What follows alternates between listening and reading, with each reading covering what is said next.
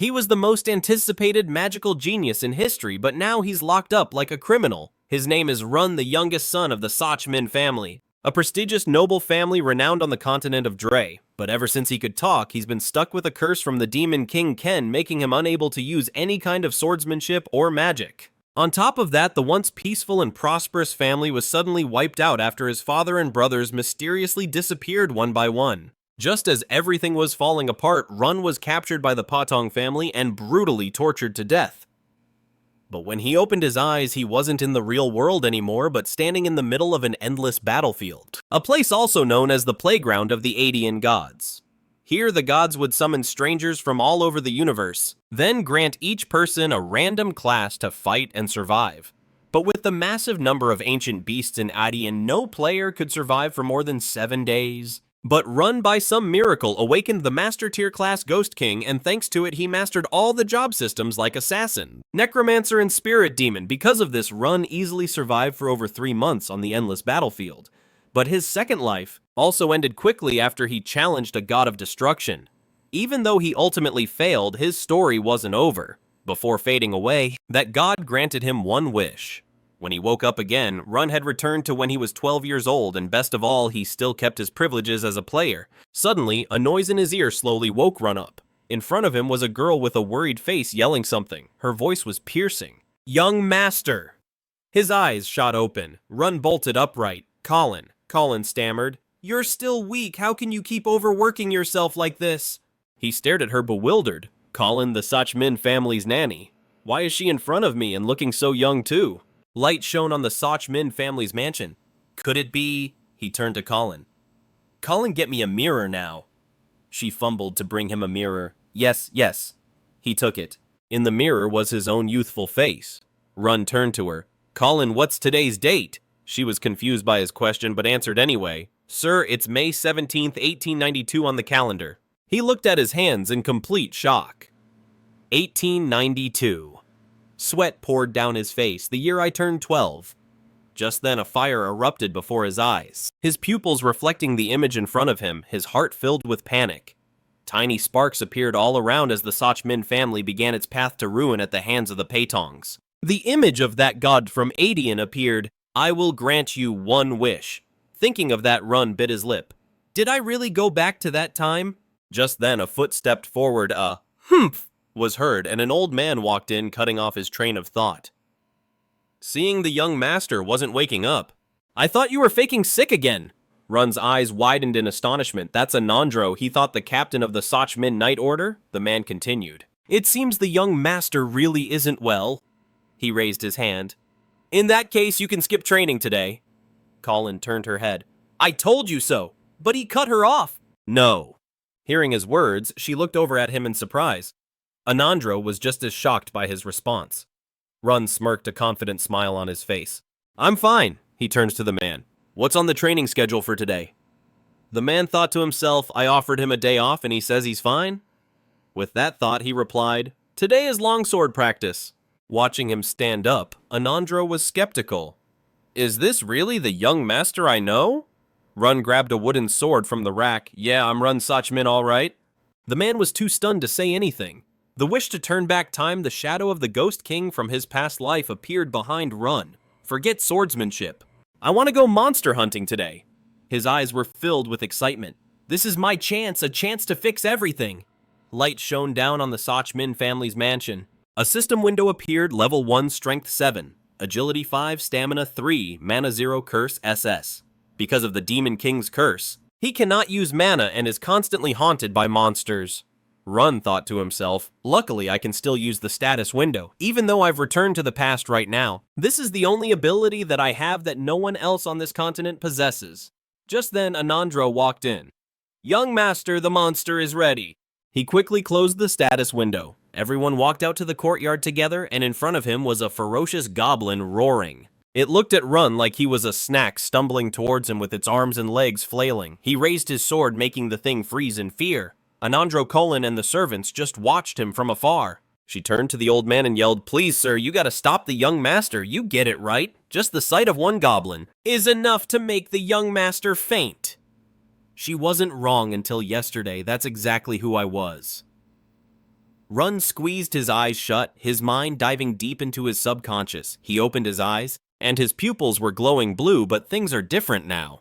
A notification popped up. System warning, thunder element has been activated. System warning, fear of monsters is increasing. Fear tried to swallow Run whole, but he didn't even flinch. The fear of monsters, so this was part of the curse too. Anandro couldn't take it anymore and sucked in a sharp breath. He tried to stop him. That's enough for today, but Run cut him off. No, it's not nearly enough. He took one step forward and the goblin went nuts, charging at him while screaming. The fear flared up and Run's face went pale. He instinctively stumbled back a bit. Run took a deep breath, trying to get a grip. Calm down, I'm not that weakling from the past anymore. My opponent is just a single goblin. I can do this. This curse is nothing compared to the pressure from that guy. The goblin's face was twisted with rage, its eyes glinting.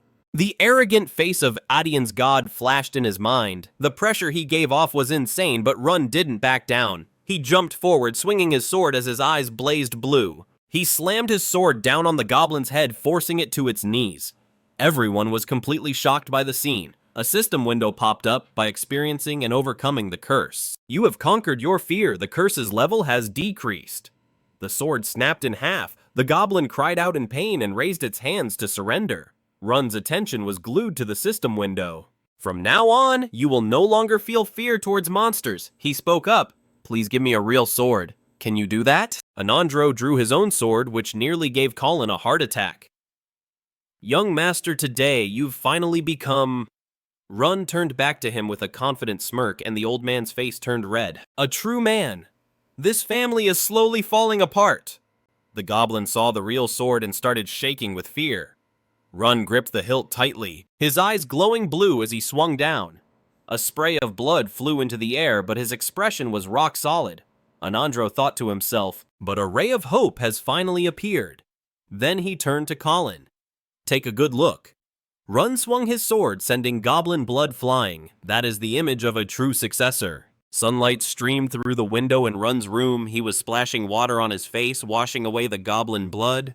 His reflection stared back at him from the mirror, and a satisfied smirk spread across his face. An image of his past self appeared in the mirror.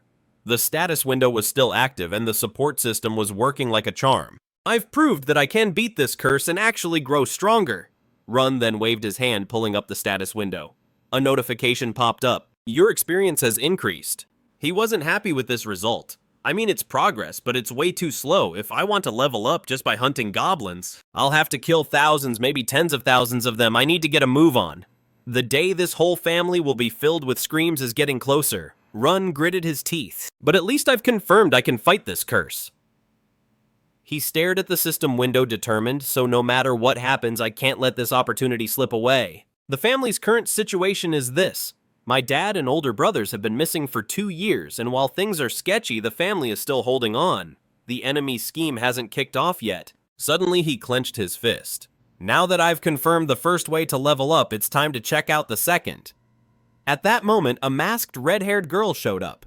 The sky was blue with white clouds, and sunlight poured through the window. In the guest room, Run and the girl sat across from each other. Sina was the first to speak. I heard about the goblin hunt. She sounded skeptical.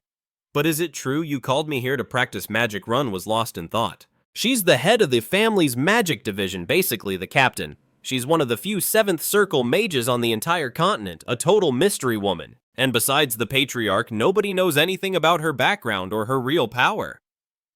Her voice dripped with sarcasm. Don't tell me you're getting a big head just from killing one goblin. Sina looked down on him. Magic training is a whole different ballgame from sword fighting. You had 0 talent to begin with, which is why we never even started your training. Have you forgotten? Run said calmly. Of course I know that the curse stripped me of all my talents, so besides swordsmanship and academics, I couldn't even feel mana. He smirked, but that was yesterday's problem. What if I told you I can feel mana now? Sina was stunned by Run's words. The teacup on the table remained untouched. Senna suddenly cast a spell, making her seem even more mysterious. Senna spoke. You can open your eyes now. I've just drawn a picture in front of you that can only be seen with mana. If what you said is true, then try and guess what I drew. Run answered. A beautiful red dragon, right? Senna froze in place, so he asked, Was I wrong? She said shyly. No, it's not that. You've really changed so much since yesterday. But since your understanding of mana isn't on par with mine, you should have seen a different image, not the dragon. The family curse, how in the world did you manage to break it? All I did was teach you how to sense mana. Hearing that, Run immediately cut Senna off. I can feel mana, but I can't use the family's inherited mana refinement technique. So I need your help. Senna immediately turned to him, her face unusually stern. He thought to himself, mana is useless if it isn't accumulated. Mana refinement is the required path to level up. She sighed deeply and said, have you already tried it? But do you even realize what you're asking? Drawing out mana to refine it means ripping your own body apart to channel the energy. I'll literally be holding your life in my hands. Run was silent, a faint smirk playing on his lips. He said softly, you planning on killing me? Senna immediately shot back, young master. Run laughed and said, it's not like my current body could resist you anyway, Sina. He thought to himself, but you're the only one I can count on, even when I was attacked in my past life. The image of Senna in his mind had always left a lasting impression. He recalled when my mana ran out and my body was breaking down, you were the one who protected me to the very end. Run, still remembering those fond images, suddenly spoke, reaching his hand out to her tenderly. I trust you more than anyone else. At that very moment, the room became silent. Run knelt on the ground completely unclothed. The atmosphere was heavier than ever before as a voice echoed. Alright, let's begin. The Lamdia refinement method is only passed down to the direct bloodline. I only know the theory, but he's already able to use it to channel his mana. The Lamdia method, I used this back in Adian to train and raise my stats and level. Run's eyes drifted away and Senna immediately snapped. You have to focus, he complied. Right, she warned him, the pain will be excruciating. Don't scream and don't struggle if you can't bear it. Just focus hard on wanting to stop. Hearing her mention pain, Run thought to himself, pain, the absolute worst moments of Run's life appeared clearly in his mind. His indifference, that ice-cold smile, and those murderous eyes all came flooding back, filling Run with more hatred than pain. He turned and shouted, I told you, I trust you. Sina immediately snapped back to focus on the refinement process, okay? She quickly began to channel her power, and the surroundings were engulfed in a blazing fire. Run's body also grew more intense as glowing circuits lit up across his skin. The On curse is activating and the mana in his body is surging. Sina concentrated fully. The On curse is exactly as the master said, but I already saw this coming. I'll just push a little more mana into him. At this point, the On curse was activating over and over again. This notification is for my eyes only, but the On curse is draining the mana. While Sina's mana is pushing past it, the outcome was obvious. Run's mind raced. Even the mana of a 7th Circle Archmage can't beat this ultimate curse. But if I use the method from Adian, it'll work. I'll just let the curse destroy the activated mana, and the instant it overflows. I just have to contain it within my body, trick the curse, and keep the mana inside. Sina sensed something was wrong and called out, young master. She thought to herself. The overflowing mana isn't escaping his body. It seems the refinement process has gone in a different direction, resisting the On curse. The notifications just kept appearing one after another. The On curse is activating, followed by resisting the On curse. Run was beginning to feel it. It's so hot, the path the mana is traveling inside me feels like it's on fire. He gritted his teeth and took it. But you think I'm gonna tap out? Hell no. Flashes of insane pain shot through his head again. Reborn suddenly realized I've felt this crap thousands of times. I'm a master player in Adian, damn it. Reborn was dead sure he understood mana better than anyone. That understanding wasn't physical, it was in his soul. The pain kept tearing through his body. Reborn was still deep in thought. Adian, even though we've never met a Demon King's curse, is a total joke if it's not from a god like you. The power inside Reborn's body was already hitting its limit. Senna stayed focused on her target, but this power was too overwhelming and Reborn was getting drained. He just collapsed onto the floor as Senna screamed out to him. Young master! Run's mind was screaming in pain. It hurts like hell, I'm gonna die. His consciousness was fading, but whatever the bloody scenes from that day flooded back into his mind. The agonizing pain from that year was still stuck there.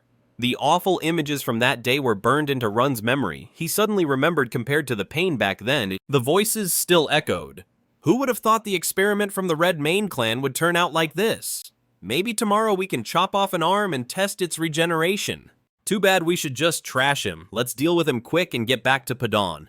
A longsword shot towards him like a blur, but suddenly some stranger showed up and blocked it. The beefy figure just stood there as Run stared in confusion. Huh! He glanced over, hearing the soldiers scream, "Intruder, stop him!" That night was a full moon with a desolate wind, the scene all blurry and dreamlike in his thoughts. How did they get out? Run suddenly woke up, his eyes wide open, taking everything in. A soft voice spoke up, "You're awake!" Anro was standing there covered in blood. He spoke gently, "Sorry I'm late." Run's eyes filled with hope as he asked, "And Handro, are you here to save me?" Anro was pretty banged up, but still managed to answer young master. His warm voice echoed, "I'm sorry," and it hit Run hard. Tears just streamed down his face. He snapped awake after living through that haunting nightmare. That dream left Run a total wreck, his face soaked with tears. The mana refinement worked right. I should be celebrating, but thinking about that dream just kills the vibe. Whatever, that's not gonna happen again. I've got a plan now, but I can't let anyone else find out. I especially have to watch my back around the Patong clan. I'm not strong enough to take them on yet. So my next move is to speed up the downfall of the Red Mane clan. Run's expression turned resolute. The sky was crystal clear today. White clouds drifted lazily over the Red Mane family mansion. Run sat up in his pajamas, scratching his head and laughing awkwardly. "So the mana refinement failed, huh?" Senna looked shocked when she heard that, and turned to look at him. Anandro was just as stunned, blurting out, "Huh?" The three of them stared at each other in silence, making things super awkward. Run pursed his lips and narrowed his eyes, thinking, I feel kinda bad lying to the two people who came to see me right after I recovered, but I can't tell them the truth. It's not like I have some big secret I can't share with them, it's just, would telling them even help, and would they even believe me? That's a whole different problem. He gave a slight smile, clenched his fist, and said, "You guys expected so much from me, so I gave it a shot. But right now I can't feel any mana at all." A moment later, Run held his palm out to Senna. "You can check for yourself if you want." She rushed over. "I don't get why you deny it worked, young master, but if you insist, let me check." Senna quickly summoned her fiery spiritual energy. Mana scan. She grabbed Run's small hand, channeling her energy into him. A moment later, a massive amount of mana erupted from Sina's body. Her eyes shot wide open, and she gritted her teeth, asking, "What the hell is this?" Run just sat there in front of the little golden sparks and smirked. After a moment, Sina let go of his hand, stammering, "The mana, it's really gone." But there was definitely mana yesterday. She looked completely crushed and walked out looking down. "I'm sorry, young master." He watched her leave, calling out uncertainly, "Senna." Anandro looked awkward for a second, especially after Senna slammed the door. He quickly turned back, putting up a fist to cheer him on. "Well, you were successful at monster hunting, so if you just focus on your sword skills..." Run shakily raised his arm, cutting him off with a forced grin. "The truth is, I can't do it a second time. After that, I could barely even eat." "You heard from Colin, right?" And Jandra was completely stunned. He was at a complete loss for words. His expression darkened in an instant. Time passed, and on one beautiful day, golden leaves drifted down before the manor's gates. 2 months later, winter came, covering everything in a blanket of snow. Colin slowly walked out of the enormous doors, looking completely downcast.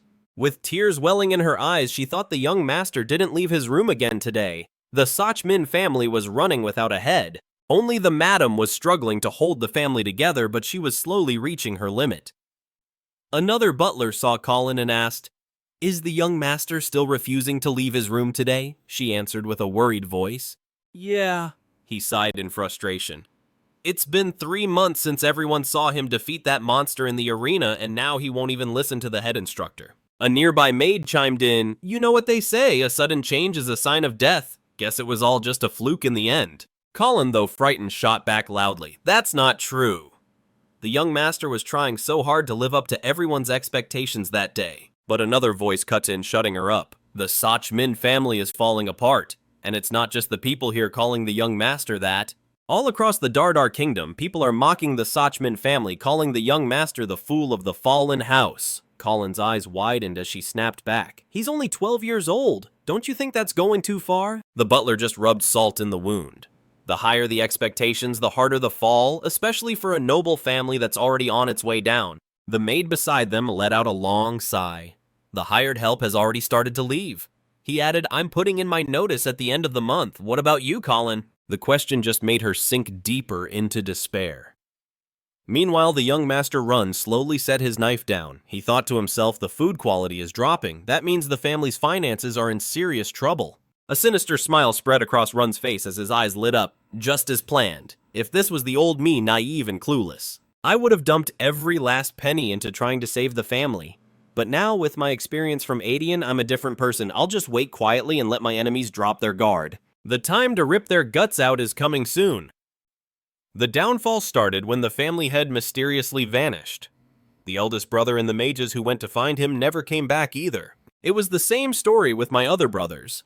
Now the Sach Min family doesn't have the people or the resources to even mount a search party. The arena inside the estate used to be packed with life. Now all that's left are a few pathetic knights and servants with no will to work. The retainers from other noble families who used to flock here to get close to the next head all turned their backs and left after seeing this chaotic mess. Thanks to that, I can lock myself in my room without anyone getting suspicious. But this whole collapse is happening slower than I expected. They say a fortune lasts 3 generations. Guess I'll have to be more aggressive starting tomorrow. Suddenly, Colin burst through the door shouting, "Young master, it's time for your training." The head instructor is waiting. "Come on, let's go." Run's face soured. He glared at her, gritting his teeth, and quickly pulled the blanket over his head. "I'm just gonna lose again today anyway." Colin's expression hardened. Without a second thought, she ripped the blanket off him as her hand slowly reached for Run. And just like that, he was in her arms. Colin, with a look of pure determination, tried to lift Run. "I will never leave the Sach Min family." With that, she quickly scooped Run up and dashed out the door. Heh, seriously.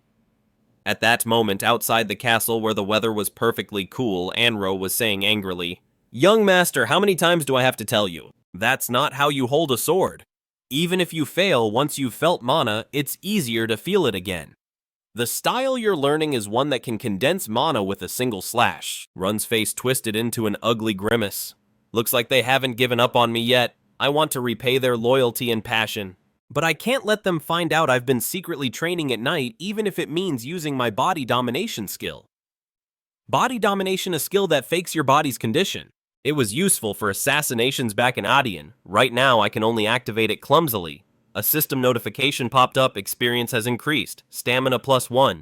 Another one followed, strength +1. Run's expression darkened as he thought, "Speak of the devil." He quickly ran off shouting, "I need to use the restroom for a second." Anro looked surprised. "Why, young master, a faint aura is appearing all over the place." Run stood before the mirror, realizing the skill was still unstable. If he moved too forcefully, the domination would dissipate. He looked a little tense as he pulled up his status window. The system read Run Sach Min level 3, agility 11, mana 10, strength 17, stamina 14. The A can be curse. He gave a wicked grin. "Good, everything's going smoothly. 3 months of secret training have paid off. Once all my stats hit 20, I'll start leveling up. First, just like in Adian, I'll choose the soul class. This time, I also have to upgrade both the summoner and assassin classes." Suddenly, Run froze. Do Alejandro and I have a visitor?" He was surprised.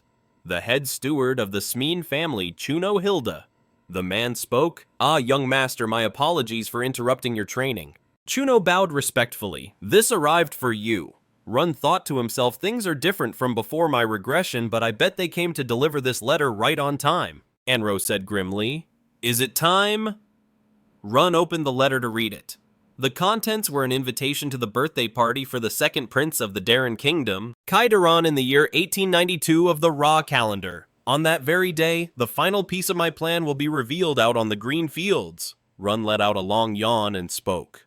"Am I just waking up now?" Chuno said. "You've been sleeping like a log since we left. Colin had to change your clothes for you late last night." He replied, "I get it, since neither Anro nor Sina could come with me."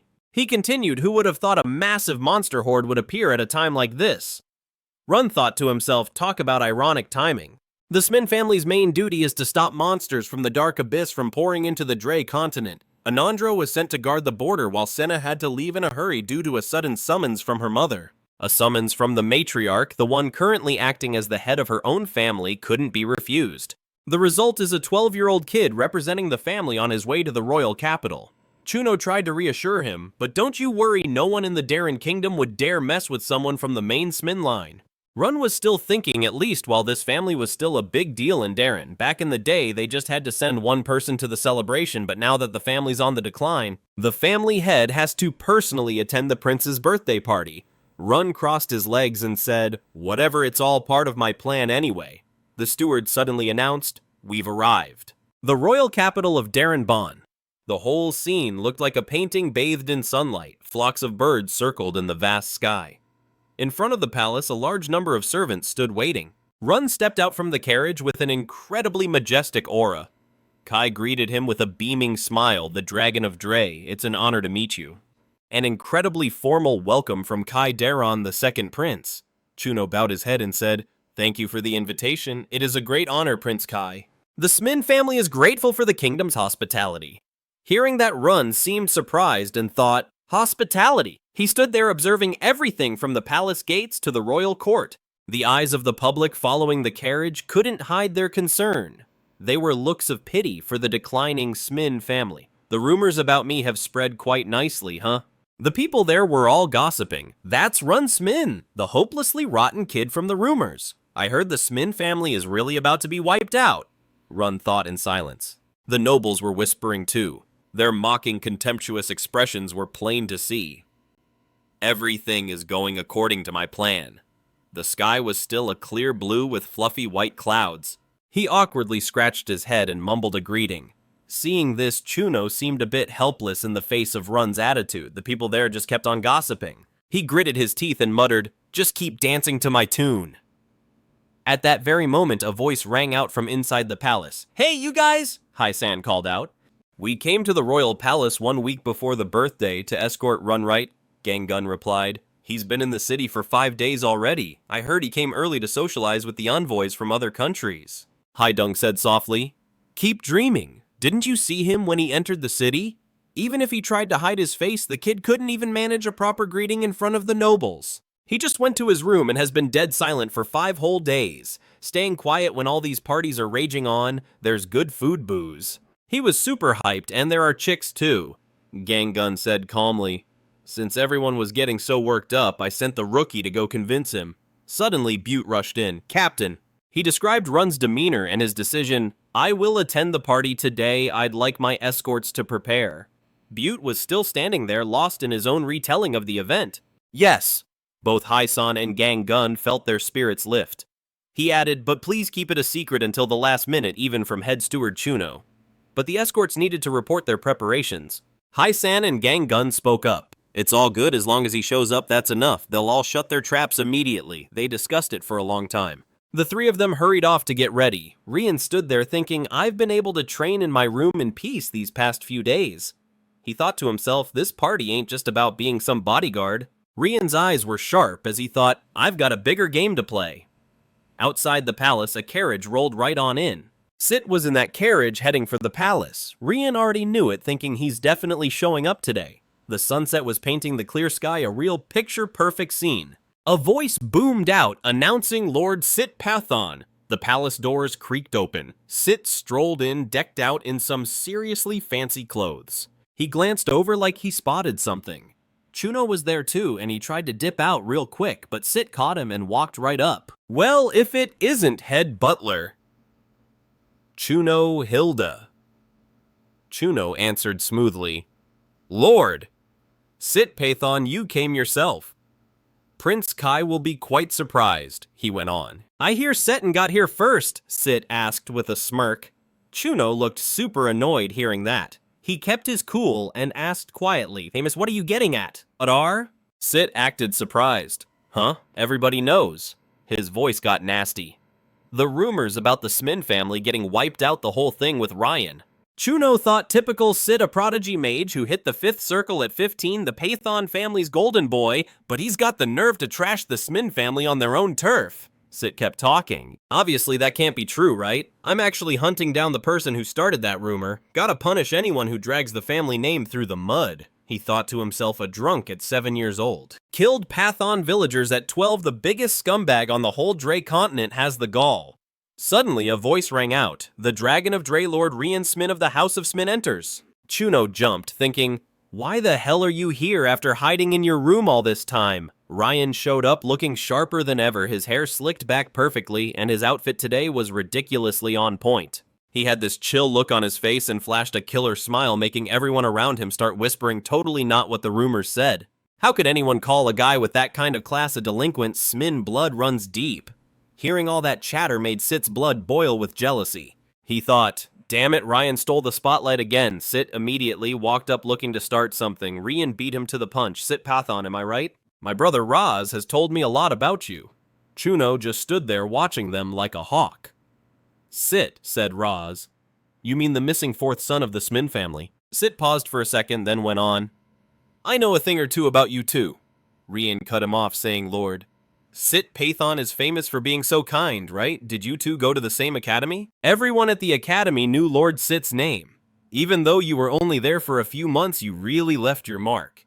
Hearing that sarcastic jab made Sit furious. Rian, you son of a b... He kept going. I heard you saved a friend who was getting bullied and you helped that girl who was being harassed. What else was there? While Sit was seeing red, Rian kept on talking, and then there was that thing with the knee. Chuno heard that and rushed over to stop him. That was when young Master Rass's knee was injured and you brought him medicine. That's right. The captain of the Night Order asked me to give the young master a message. The vibe was so tense, like a ticking time bomb ready to go off at any second. He immediately grabbed Ryan's arm and pulled him aside, saying, Young master, I need you over here for a second. Rian's eyes were still blazing with hatred as he stared at Sit. Sit couldn't hide how pissed he was, either thinking, You bastard, you dare threaten me in front of all these people. Rian smirked, thinking, Go on, get mad, you jerk. Because your anger is all part of my plan. The whole night was just thick with this heavy, suffocating atmosphere. Suddenly, a loud yell and a crash echoed from inside the palace. Sit was obviously furious, muttering to himself, Rian smine, that bastard. The things Rian said and the way he looked just kept playing over and over in his head. My brother Raz has told me a lot about you. Everyone at the academy knew Lord Sit's name, Sit thought. So that punk Raz knew everything. He knew I got kicked out, not that I just dropped out. I used the Patong family's power to shut everyone up, but still. And he even brought up the knee. Rian's voice echoed in his head. I even heard that Lord Sit brought some rare medicine over when young Master Rass's knee was acting up. He thought, that humiliation from back then can never get out. Sit just stood there lost in thought, a wicked grin spreading across his face. The memory from that day was burned into his mind. Rass's voice cut in. Sit Patong, you've crossed the line. Sit growled back, Raz, I didn't know that girl was your girlfriend. I just saw a commoner get into the academy, so I wanted to show a little concern, that's all. He shot back, commoner or noble, you're a student first, and you dared to use magic to hurt a girl. Get on your knees and apologize to her now. If you don't mean it, I'll throw away my family name and actually kill you. Suddenly, tears welled up in Sans's eyes as he gritted his teeth. Hearing that, he instantly dropped to his knees in front of Jazz, and remembering that scene just fueled Sans's rage. He thought to himself, I gotta stick to the plan. Forget about Raz, who's already a ghost. I at least have to shut his little brother up. Sans mumbled he's gonna get what's coming to him anyway. Suddenly, a knock echoed at the door. Sans called out, Come in! The door slowly swung open, and a man's silhouette stepped softly into his room. Sans spoke up. What a surprise, tonight's visitor is totally unexpected. Steward Chuno Hildy of the Sach Min family, Jun's right-hand man, had just walked into Sans's room. On a clear, moonlit night full of surprises, the carriages kept rolling. Jun thought to himself, the party hit every single target. I've shed that rumored bad boy image. Now everyone sees me as the smart young master who just sucks at being a knight or a mage. Sitpon took the bait perfectly too. Chuno appeared, his voice cutting in. Forgive my forwardness, but your performance at the feast was nothing short of incredible, sir. It made me feel like the flame of hope for the Sach Min family hasn't died out completely. Jun, confused, asked, What are you talking about? I didn't just not make friends with other nobles. I actually picked a fight with the Pon family. Hearing this, Chuno flinched but replied, But what you did in front of Sitpon was so damn satisfying. Jun found that answer a little suspicious. He instantly threw up his hand to cast a spell, making Chuno call out in a panic, Young Master. He asked, shocked, Young Master, why are you doing this? Suddenly activating a soundproofing charm in the carriage, Jun spoke. The flame of hope hasn't died out, huh? If you really believe that, you probably wouldn't have betrayed the Sach Min family. Hearing this, Chuno got super nervous, realizing Jun knew everything, but he still tried to play it cool and act innocent. What are you talking about? He said softly. Your crime is huge and can't be forgiven. The tension in the air from the reveal was insane. Jun went on, but since you did it for the Sach Min family, I'll overlook it.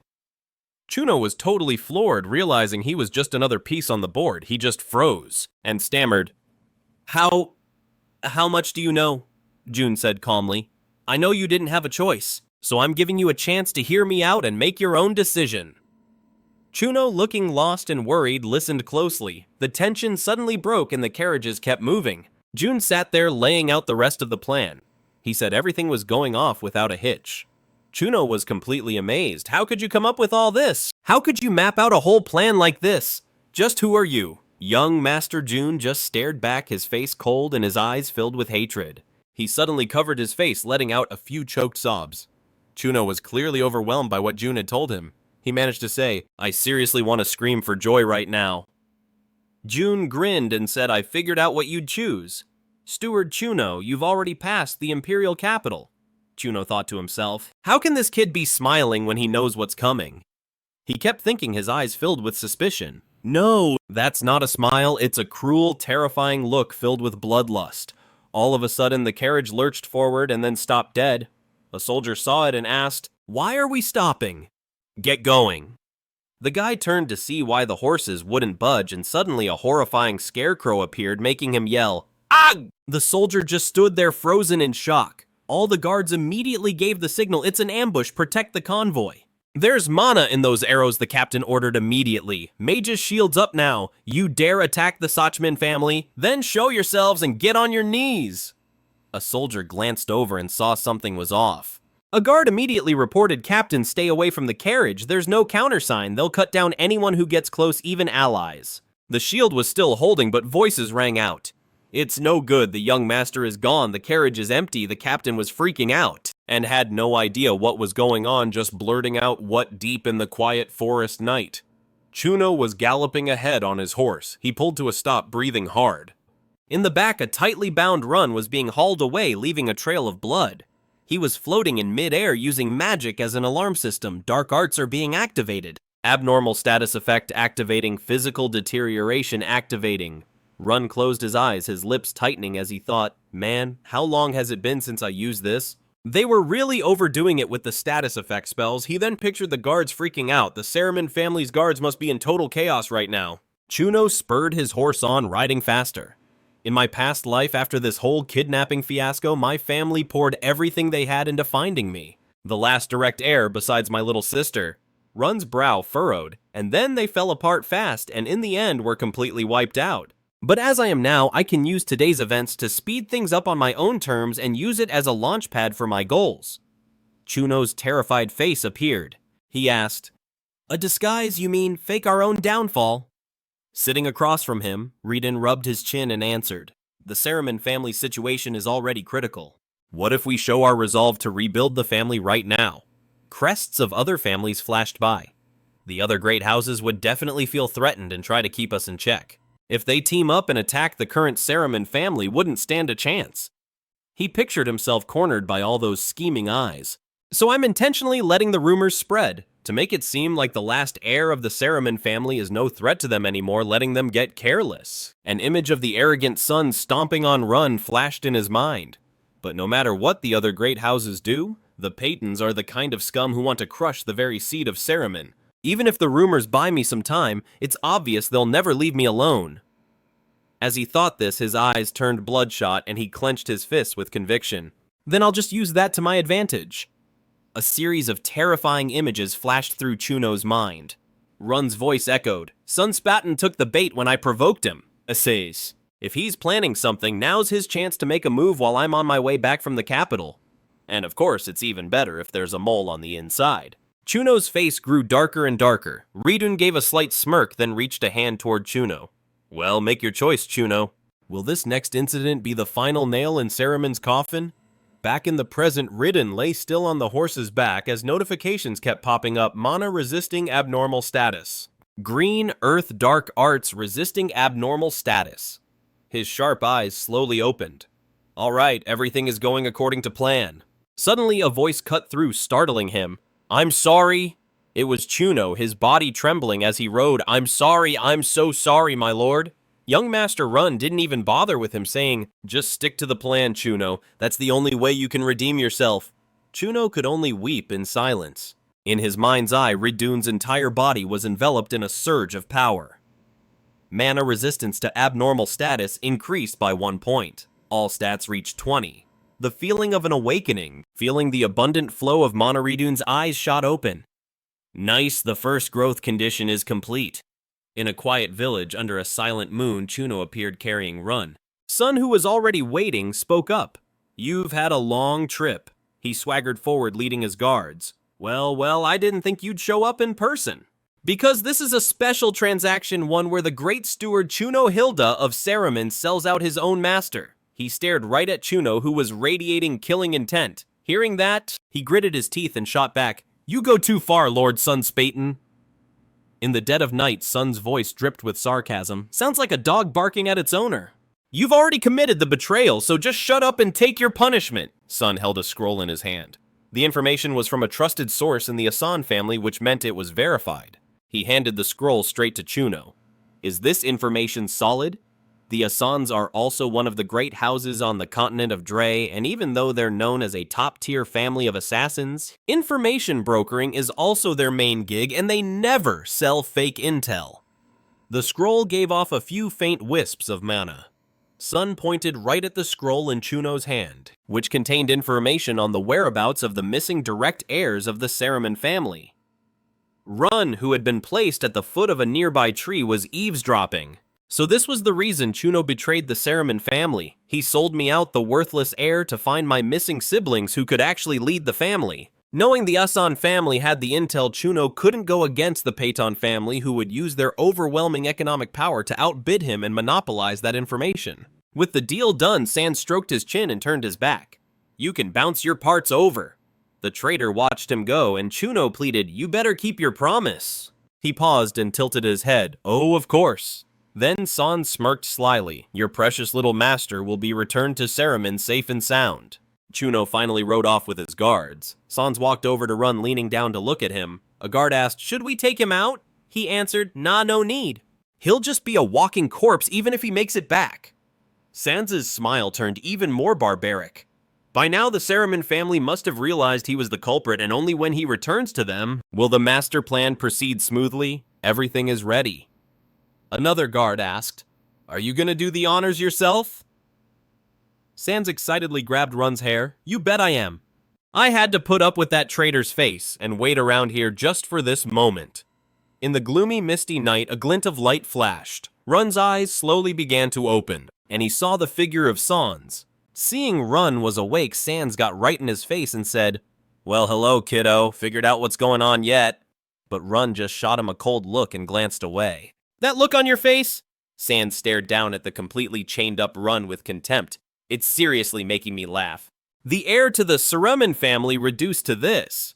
But Run just stared back and asked, Sans Baton, what the hell do you think you're doing? Sans just casually played with the weapon in his hand. You don't get it, I kidnapped the precious little heir of your arrogant Saramin family. Run's expression darkened as he answered, do you even know what the consequences for this will be? Sans got annoyed. Are you threatening me right now? Pulling the same crap you did at the last banquet? Run didn't answer, just smirked mysteriously. Sans walked over and patted his head. Looks like you heard some nonsense from your brother Jazz, huh? How pathetic. Then fresh blood sprayed out. Didn't he tell you? Suddenly Sans brutally kicked Run in the head.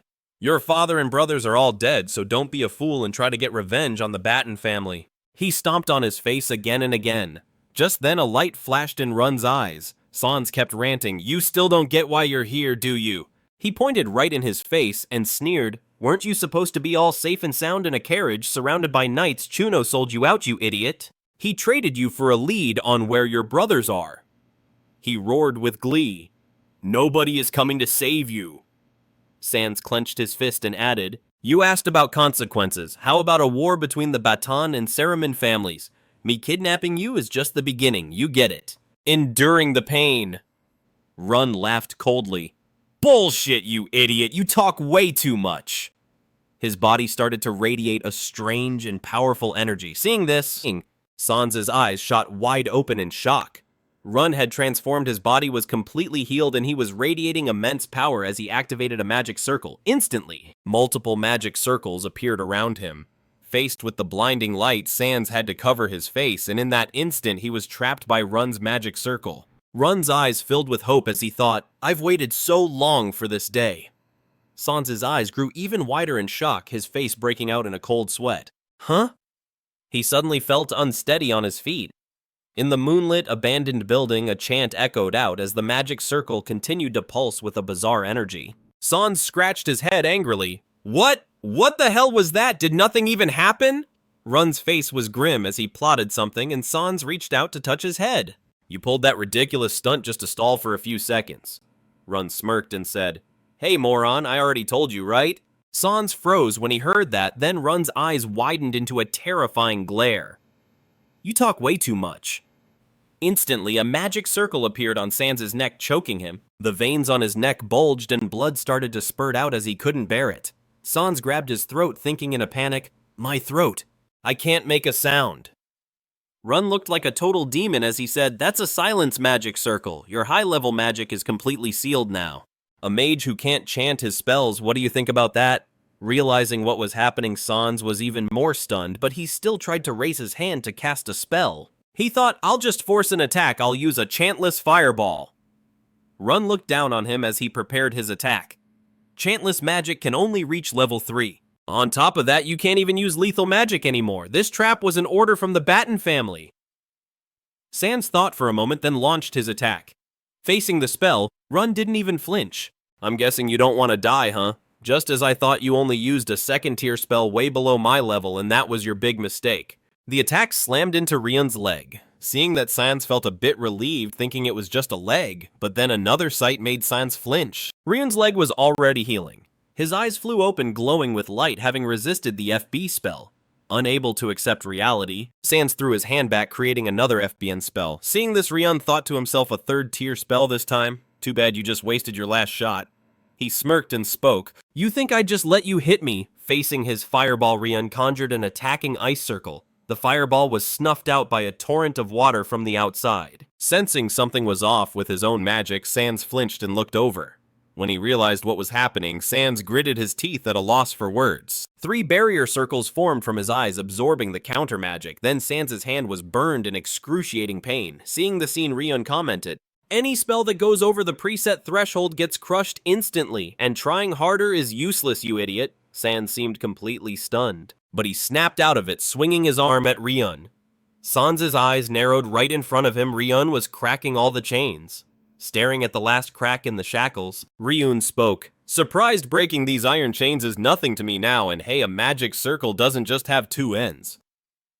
While Sans was trying to pull himself together, another magic circle appeared right to his left, unleashing a barrage of lightning bolts that struck Sans directly. His screams echoed through the air. Ryun just smirked with satisfaction. Looking at the defeated Sans on the ground, he raised his hand to launch another attack. In the end, the guy just passed out. Ryun stuck his hands in his pockets and casually walked over. Hey, wake up! Through his hazy eyes, Sans saw Ryun's terrifying figure. Ryun continued. This time the tables have turned. The room was thick with the smell of magic. Sans groggily opened his eyes to see Ryun sitting nearby, casually playing with a knife. Awake yet? I thought you'd passed out for good, was just about to wake you up. You've got a pretty nice dagger here, you know? Then Sans realized he was tied up and started struggling, yanking his hands, trying to break free. When he couldn't, Sans yelled out. Realizing he could talk, he thought to himself, my voice is back to normal and these are just regular iron chains, not magic-suppressing shackles. What an idiot! In that case, he yelled, sever. The words had barely left his mouth when a magic sigil on his neck lit up. Watching him scream hopelessly, Rion said calmly, Did you really think I was an idiot? Through the pain, Sans coughed, gritting his teeth as he thought, I can't see a magic circle anywhere. How did he do that? Rion slowly approached. Did you really think I'd restrain a mage without taking precautions? Rion raised his razor-sharp sword. I've already drawn magic circles all over your body. Rion slashed Sans a few times. Seeing this, Sans demanded, What is that? The blood gushing out sent Sans into another panic. A bizarre seal appeared on his stomach. Rion said, You should know what this is, right? This is the forbidden technique of carving magic circles onto a body with scars, and that's the effect this blood magic circle triggers. He recalled being tortured the same way by this guy in his past life. In my past life, you used a consciousness spell to keep me from passing out. Back then, you picked up the knife and licked the fresh blood off it. Then you used this very dagger to carve up the body of a 12-year-old kid me. In the present, Sans was absolutely horrified. How do you know this spell? And besides, my intel said you couldn't even use mana. Hearing that, Rion looked away and sighed, answering the question in his head. It's thanks to my past life's memories and my experience in Aton 3 months ago after I learned the mana forging technique. I focused on upgrading my stealth skill first. I got the other skills easily too. It's all thanks to the flow channels, the secret to skills that I figured out back in Aton. Every skill has its own unique flow channel. Mana is pumped into a player's unique channel to activate the skill. And only master level players like me even realize these flow channels exist. I still remember every single flow channel for all the skills I had. Because of that, I don't need to learn or train to get a skill. I just need enough mana and the right qualifications. Then he thought to himself, thanks to my stealth skill, I managed to leave the Saramin clan. I memorized the layout and structure of this place and set a trap for Sans Spartan.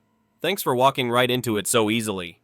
Back then, the pain was unbearable. This magic circle was designed to amplify the pain you planned to inflict on me. Sun's memories of his old evil self started to shatter. Rin said, now you get to worry about how this is going to be used on your body. He raised the blood-soaked knife, staring intently. Outside, the sunset flared as Sun's battered body begged, please stop, it hurts too much. Please just stop. Seeing him in agony, Rin couldn't hide his twisted smile and said, fine, I'll stop here for today. Sun cried tears of relief, thanking him. But just as he was about to leave, Sun screamed, wait, that's not it! Sun's face twisted with pure hatred. It's not like I'm giving you a break or anything, but my family's on their way, so you better run while you still can. I'm only telling you because you stopped torturing me. Rin figured it out in a flash. They're coming in 1 week. Sun shot back, surprised. How did you know, remembering the scene from his past life? How apathetic they were, Rin sneered. They're coming late just so you can have your sick fun torturing me alone. You told your men to come back after 1 week. Curses echoed through the dungeon. Weren't you passed out just now? That's not it. They're almost here. Rin's contempt for him grew. Knowing your true colors, if you really knew the Patong clan was coming, would you warn me not a chance? Not! You'd clam up and do nothing but beg for your life to stall for time. That way, the Patong clan could kill me.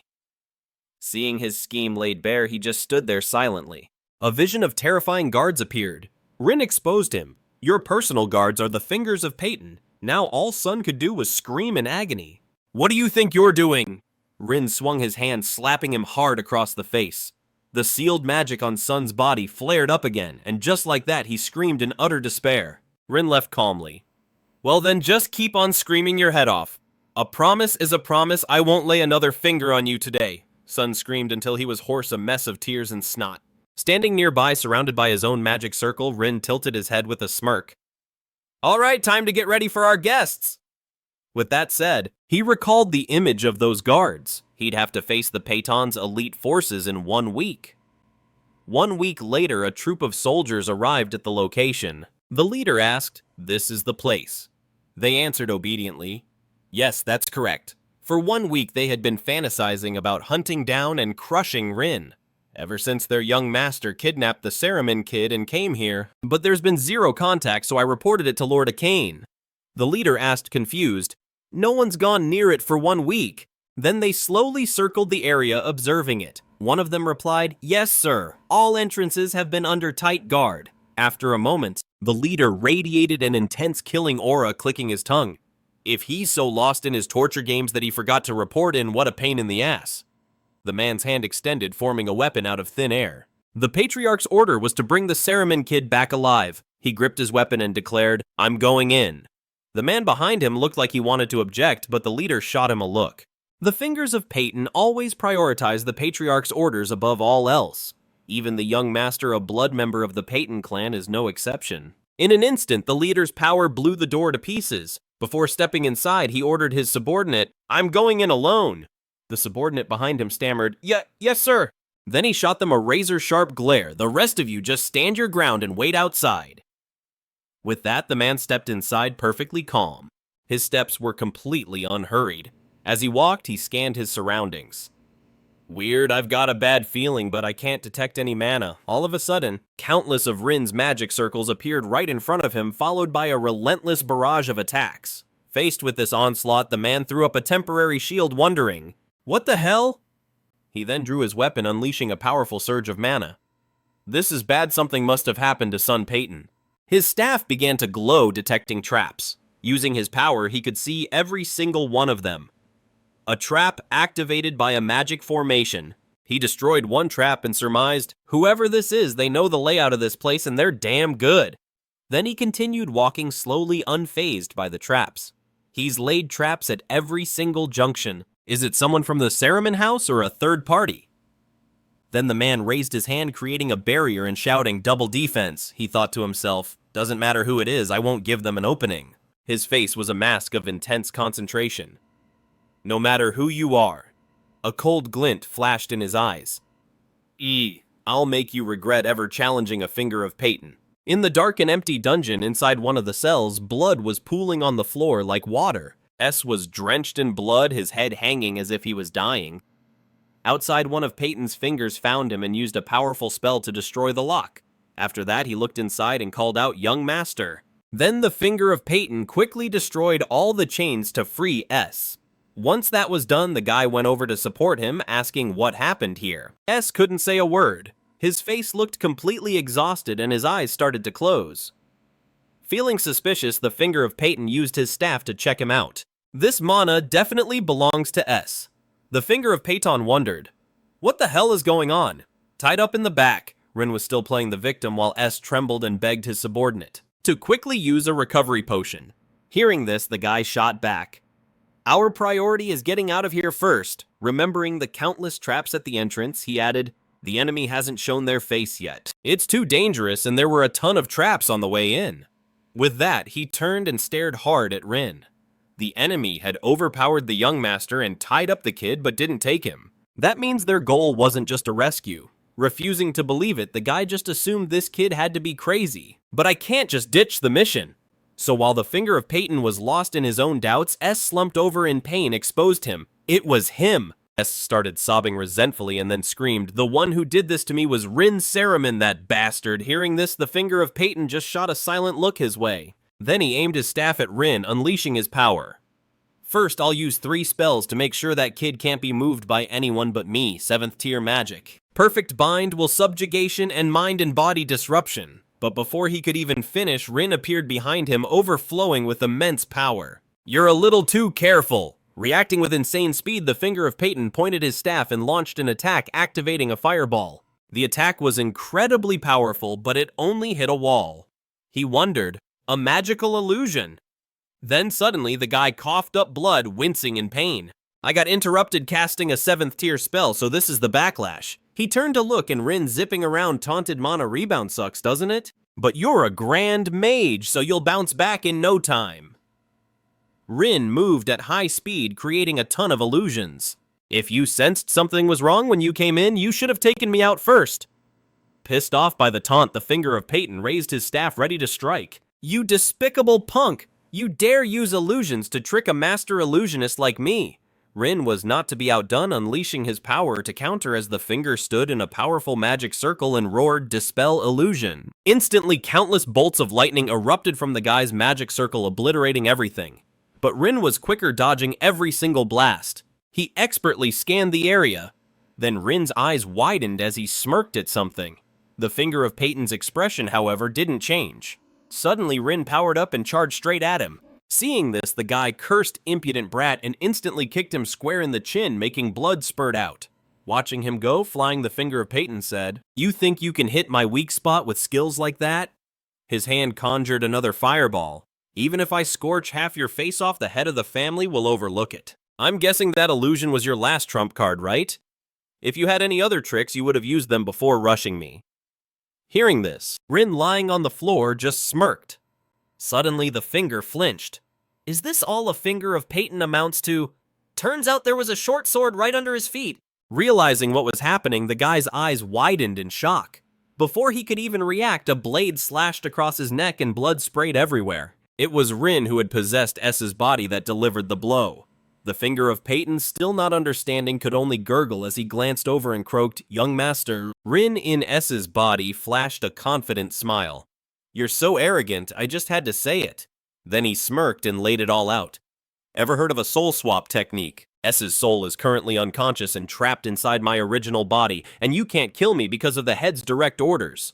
Then he looked down at the magic formation carved onto S's body.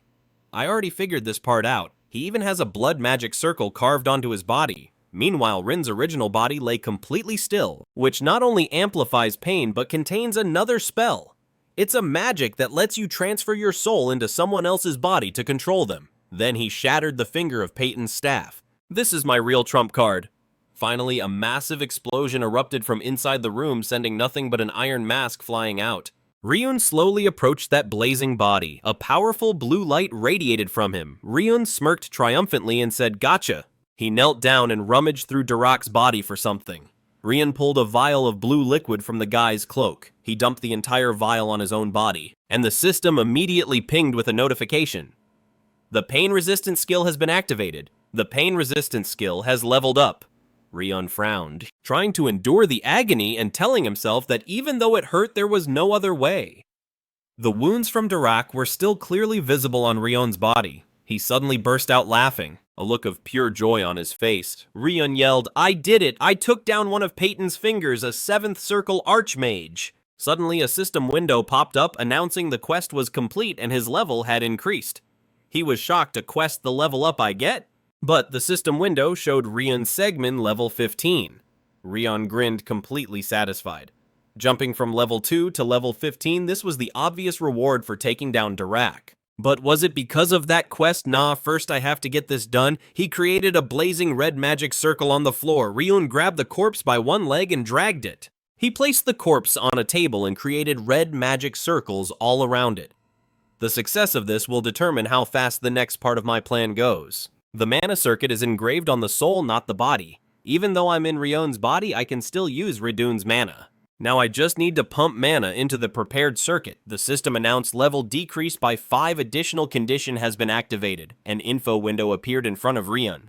It read, "Phantom is a hidden assassin class. To change to this class, you need 20 intelligence and 15 mana before reaching level 5. He did it. But Ryun's brow furrowed as he stared intently at the system window.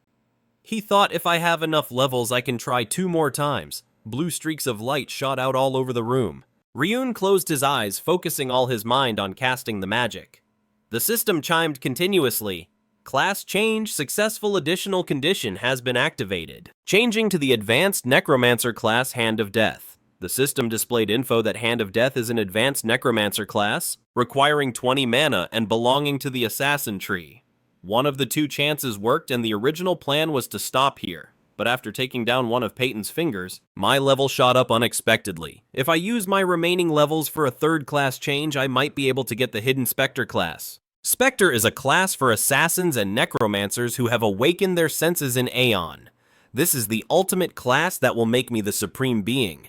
The synergy with Necromancer and Assassin would be off the charts if I could get advanced Spectre classes like Phantom and Hand of Death. The problem is, after studying mana circuits, the key condition for getting an advanced Spectre class is soul magnitude. Ryun thought, at my current level, if I fail, the consequences will be unimaginable. But if I succeed, my plan will move forward at lightning speed. There's no more time to hesitate. He flashed a confident smile and the system suddenly announced level decreased by 5. Ryun's eyes snapped open, his face twisted in pain. The system reported soul damage. Rest is required for soul recovery. Ethereal purple energy swirled around him as he screamed in agony. Blood streamed endlessly from Ryun's eyes and mouth. The pain was like being torn apart. Was a 3rd advanced class too much for me? Suddenly, he saw something watching in horror as images of the original Ryun's past flashed before his eyes like a movie. He was kneeling on a table surrounded by figures in bird masks. Sun wore a wicked smile while grabbing Ryun's hair. Anjandro smiled faintly, his eyes gleaming with satisfaction. He saw Anjandro bravely shielding him from dozens of arrows and an image of Senna covered in wounds. She had given Ryun a bright smile. He gritted his teeth, trying to endure the torment. Ryun yelled with determination, "Even if I have to sacrifice my soul, I will get the advanced Spectre class." A powerful explosion of energy erupted from Ryun. It radiated endlessly, illuminating the entire room. The system window appeared soul magnitude sufficient. Hidden class unlocked. Filled with anticipation, he slowly looked at the system window. Please, he thought as the notification sound chimed, changing to the advanced Spectre class Mirage. The system window immediately displayed information about the Mirage class. Ryun was completely stunned, thinking in confusion, "A phantom, huh?" Even back in Aeon, I've never seen a class like this. Since it's a high-level class for Spectres, it's definitely got a lot in common. I've already hit all my objectives. Now it's time to kick off the original plan. The Spectre's passive skill boosts a Necromancer's summoning. Killing that 7th tier Archmage was all part of this plan, a valuable ingredient I can't just waste. If this works, my whole timeline gets a major shortcut. The system notification popped up activating the Lich creation skill. He thought to himself, normally creating a Lich requires a level 70 Necromancer. But with a 7th tier Mage as the material, this should be doable. Suddenly, the corpse's dead eyes flashed with a blinding light. The system announced that the Lich creation failed, activating a special creation skill. Raiden was totally shocked. A mysterious jet-black aura suddenly materialized. It gathered densely right in front of him, slowly taking shape. A figure gradually revealed itself, radiating an immense power. The system chimed in special creation successful. It smirked, flashing a mysterious smile. The system prompted again, give it a name. Not long after, the tower suddenly blazed with light. A powerful purple light blasted from inside the tower, piercing through the windows. Right after, a massive explosion went off with a deafening, earth-shattering roar. The goons outside immediately freaked out. What the hell was that explosion? They stared in horror at the wreckage. Where's Lord Sun? Amidst the smoke and smoldering ruins, a pair of legs calmly strolled out from the blast. Ryun in Sun's form walked out like he owned the place. The lackeys were stunned. Lord. He shot them a cold, emotionless look. Run spoke up. Is it Dix causing all this chaos? What? He roared. That absolute moron.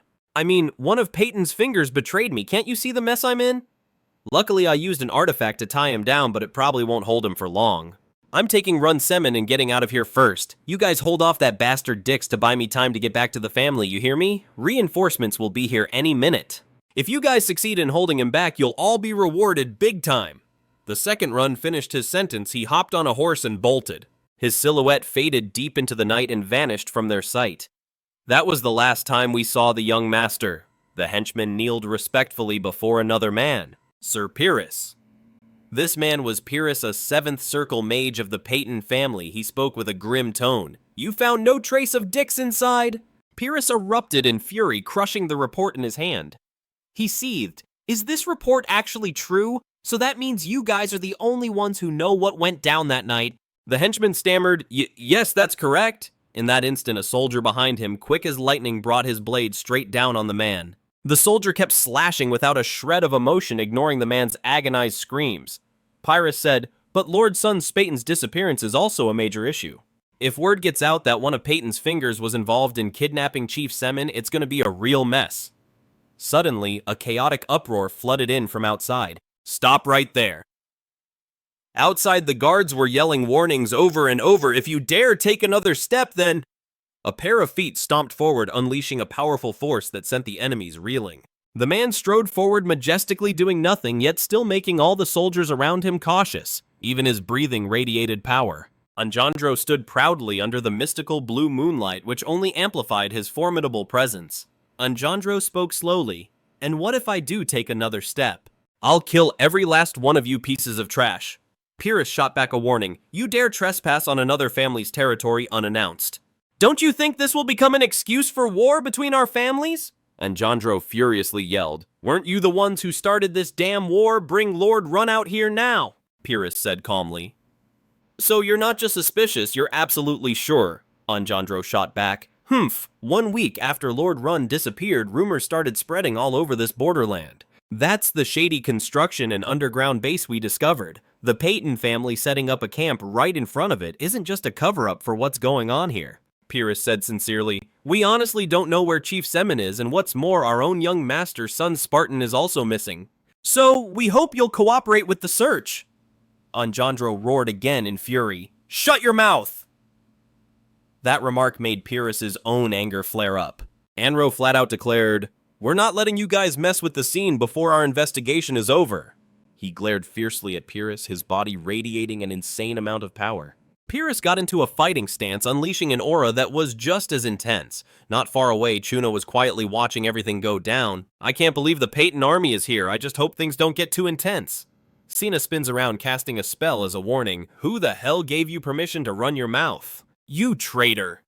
The guy immediately went pale with fear and didn't dare say another word. She continued, "If it weren't for the young master's word, I would have turned you to ash a long time ago. Now shut your trap and only talk about finding the master." Chuno immediately obeyed. The master said he would leave a trail. Senna looked around and asked, "In a place like this?"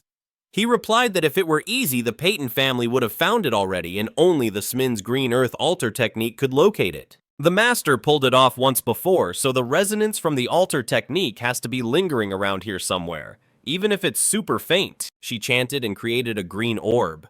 Through the orb, Sina immediately saw what she was looking for. "Found it," she said, instantly summoning it over to her. Chuno was so shocked he couldn't believe his eyes. What the hell? A body materialized in midair right in front of them. Rion had escaped from Sun's body. Now he was tied up and hanging from a tree, looking totally pathetic. They realized Run wasn't there. Confused, they said, "It's just Sun's Patong." A piece of cloth was tied around Sun's neck with the words, "I am the kidnapper, please punish me," written on it. The moment he appeared, a letter also materialized, placed neatly right below him. Sina quickly spotted the letter. He asked, "Any sign of the master?" She motioned for him to shut up. "Wait, there's a letter here." Senna read every line carefully. The letter began, "If it's you, Senna, you'll definitely find this. I considered taking over Sun's body to mess up the Patong family from the inside, but the Patong patriarch is an 8th circle mage, so the chances of him detecting a soul swap are way too high. If I go back to the Smin family as Run, it'll probably start a war between our families. And with this whole situation, the Smin family isn't in any shape to fight a war. That only leaves the third option. Now, before I disappear, I need to leave an explanation that'll convince you, Senna," Chuno, full of curiosity, asked. "So what the hell does it say?" She quietly burned the letter, saying softly, "Let's go back to the Smin family steward." The letter turned to ash in Senna's hand, slowly turning into cinders. "Looks like we've got a lot to do." The bright sun shone down from above, bathing the land below in light. Birds soared freely across the sky. Their shadows danced over the brick rooftops. A small figure appeared on the road. Someone called out to the boy, "Yo, Lion, the team leader's looking for you. Let's bounce." Meanwhile, Chuno looked at Senna totally confused. "Lady Senna," Sina said cryptically. "I'm sure of it." Back to the kid, Lion turned and smiled. "Yeah, got it." The teen's eyes flashed with a mysterious blue glow. "The young master is..." He cracked a small smile. "Dragon of our time flew by, and 3 months later in Venton, the capital of the Ben Choi kingdom, people were gossiping. You hear about the Patong and Smin families going at it. The Dion and Foy kingdoms had to step in just to get them to chill out. What was it all about? Rumor is a traitor from the Patong family kidnapped the last heir of the Smin bloodline. In the end, the Smins just took a payout from the Patongs. The guy who did it was never found. But the kid who got snatched is still missing. What the hell was the Smin family thinking, taking a payout? Their patriarch, the so-called Golden Dragon, also vanished ages ago. They used to be a big deal, now they're just a mess." The gossip just kept spreading day after day. Right then, at the Fenton Guild branch, one of the assassins spoke up. "The last of the bloodline disappearing just makes that compensation money even more essential, you know?" She crossed her legs, lost in thought, and let out a long sigh. This was Saya, a second-grade assassin. The Fenton branch manager whined, "So lame. This is old news everyone's heard a million times." But what about that tip from Dan's that the Smin steward Chuno was executed? He was caught working with the Patong family. Anandro chopped his head off right then and there. Saya asked, totally shocked. "The master swordsman of the D continent did the deed himself." Just then, someone casually walked in from outside. It was Run, strolling in like he owned the place. Saya spoke up. "You're here," Rion said softly. "Hey, Dans." Dans got curious. "You here to see the branch chief?" The room went dead silent, with just some sunbeams cutting through. Saya broke the silence. "So you finally showed up today." She held out an envelope asking, "You know what this is, Rion? It's your recommendation letter to become an official member of Matin." Rion cracked a small smile at that. He said, "There's still one more test, though." Saya replied, "That's right, your first time on a real mission, huh? But for a guy like you, this test is a total joke, isn't it? The famous Aeson assassination family, the 4th largest assassination guild on the continent. After just 2 months at Matin's Fenton branch, you've already blown through every challenge to get to the final test." Ryun's eyes went ice cold when he heard that. She went on, "Our branch has landed an absolute prodigy, the one with the shortest trial period and the youngest member in the last 100 years. He answered humbly, I'm still way behind the branch chief. She's a second-class assassin after all. Saya teased him when she heard that. Are you faking being humble? Anyway, your expression is way better now than the first time we met, she said, taking a sip of her tea. Speaking of, memories of that day flashed through Saya's mind. She remembered what happened that night. Hard to believe it's been 2 months. A kid just silently shows up at some obscure assassination guild, and get this, he was carrying a massive pile of cash. That night, Rian's eyes were full of killing intent as he laid out his assassination request. That was Saya's first and totally bizarre encounter with Rian. Rian had said, I heard a rumor that this guild will take any job as long as you've got the cash. Once you confirmed the cash, you started treating me like a client. Saya shot that down. It wasn't the money that changed my tune. It's because I had a gut feeling that I'd probably never meet a client as weird as you again. Am I wrong? A kid in rags shows up with a pile of money to hire someone to off himself. You don't find that interesting? Rian just ignored her, not saying a word. He snatched the letter and shot up to leave. I'll read this on my own. Let me know when the test is ready. Saya replied, got it. And just like that, Rian turned his back and walked out. Their conversation was over. Ken immediately asked, You really let him into the guild on a hunch? Saya shot back. Don't be a moron, you know the protocol. That kid finished all the assassination training courses in just 1 month. Courses that would take a normal person 5 to 10 years. She couldn't help but praise him. He's a real genius. Did you do a deep dive on him? The guy reported, lion no last name, blue hair, green eyes, an orphan found on the streets and raised by some unknown master. One day, the master vanished, so he joined up to get info on him.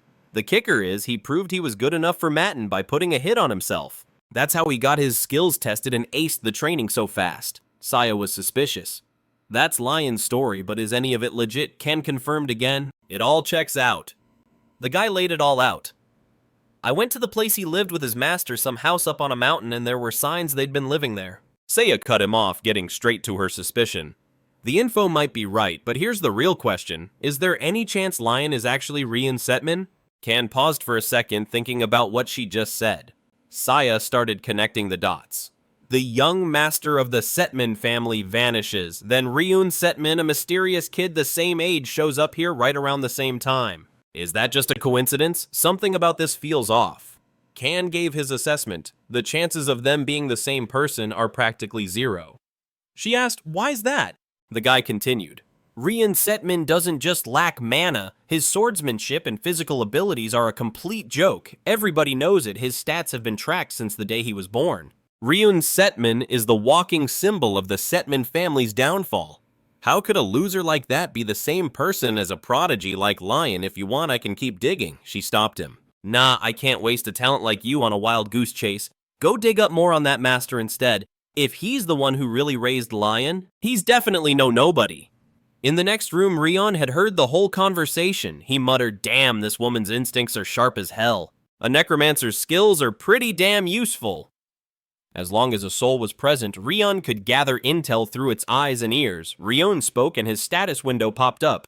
Run Sach Min class activated Hand of Death level 13. He was surprised. The levels I lost from the class change are already back.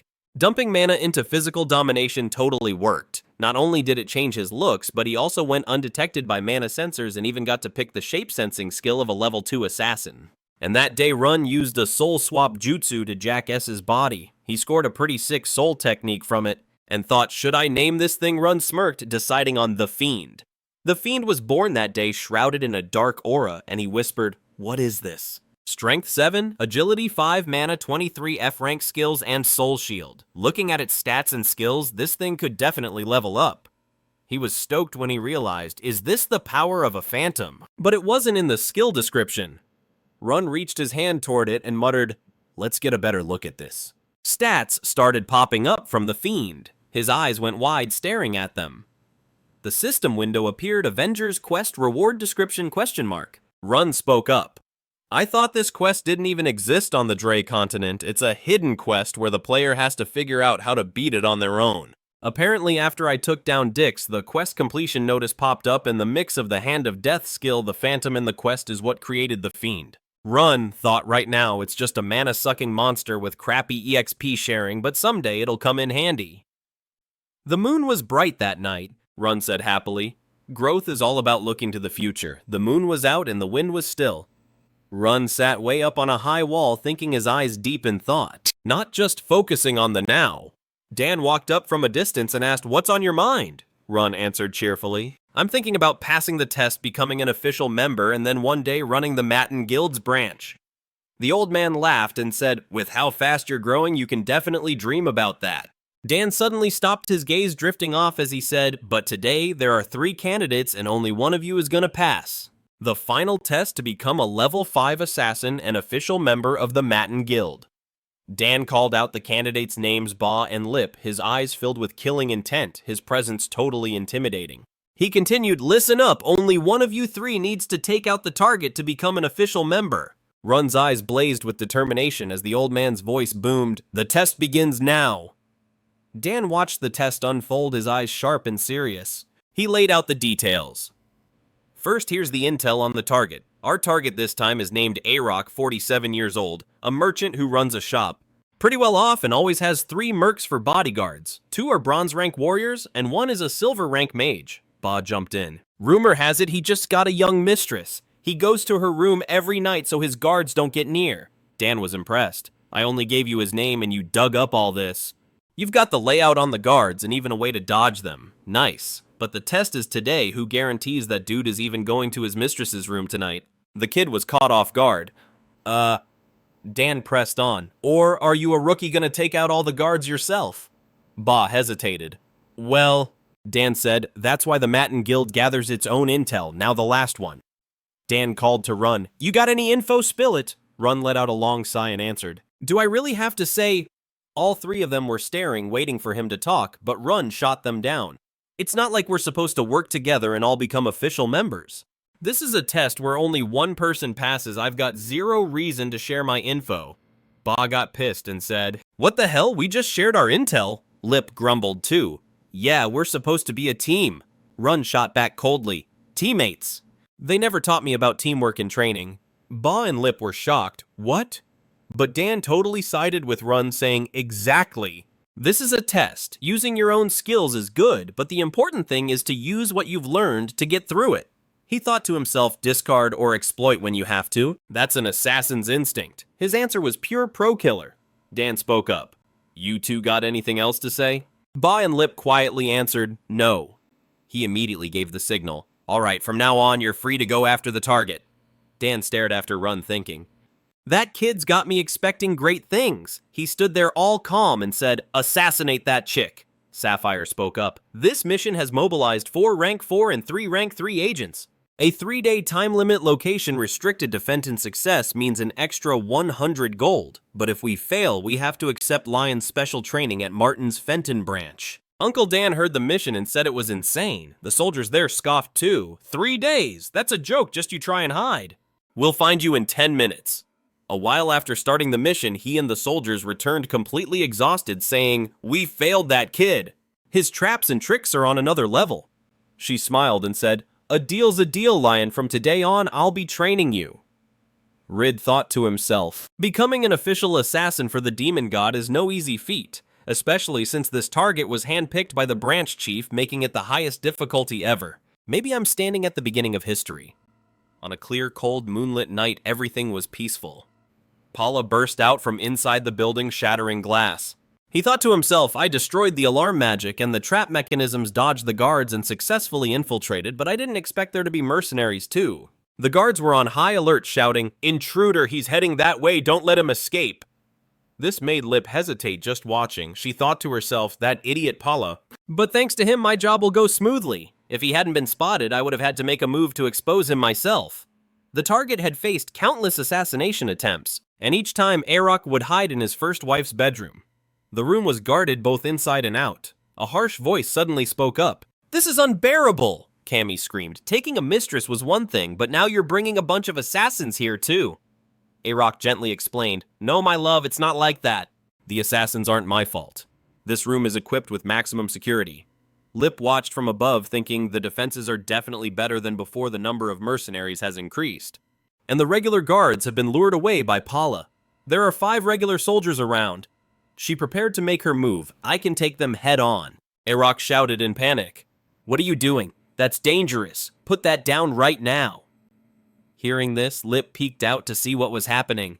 Cammy was holding a sharp knife, sobbing. Honey, I've tried to endure it. I remember how you used to whisper that you loved me, but I can't let you take any more money from my family. He immediately made an excuse. It was because of a shortage of business funds. She said with pure hatred, you used money from your wife's family to buy gifts for your mistress. After saying that, Cammy struck and Arok couldn't resist. Lip witnessed the whole thing completely stunned. She had killed Arok in an instant. The murder weapon was covered in red blood. Cammy stammered while trembling. What have I done? Arok collapsed to the floor with a deep wound. Cammy stood frozen as voices called out from outside. Ma'am, is something wrong? Lip suddenly wondered. The target was killed by his first wife, so does that make this mission a success or a failure? She suddenly realized something. Why hasn't Lion shown up? Just then, the area fell silent again. Lip returned to the rendezvous point and announced with her head down, mission failed. She choked up, unable to speak clearly, stammering, Arok was killed by his first wife, not by us. Lion turned to look at Uncle Dan with a calm expression. Lip found it strange and watched Lion closely. She thought to herself, how did Lion get here before me? Or was he at the mansion at the same time as us? Paula had also returned covered in injuries. Uncle Dan spoke up. Paula made it back safely too, Paula replied. It's only because the guards started fighting each other that I got away. At that moment, the guards chasing Paula had turned on each other, creating an opportunity for him to escape. He continued, the test is over, but the assassination was not a failure.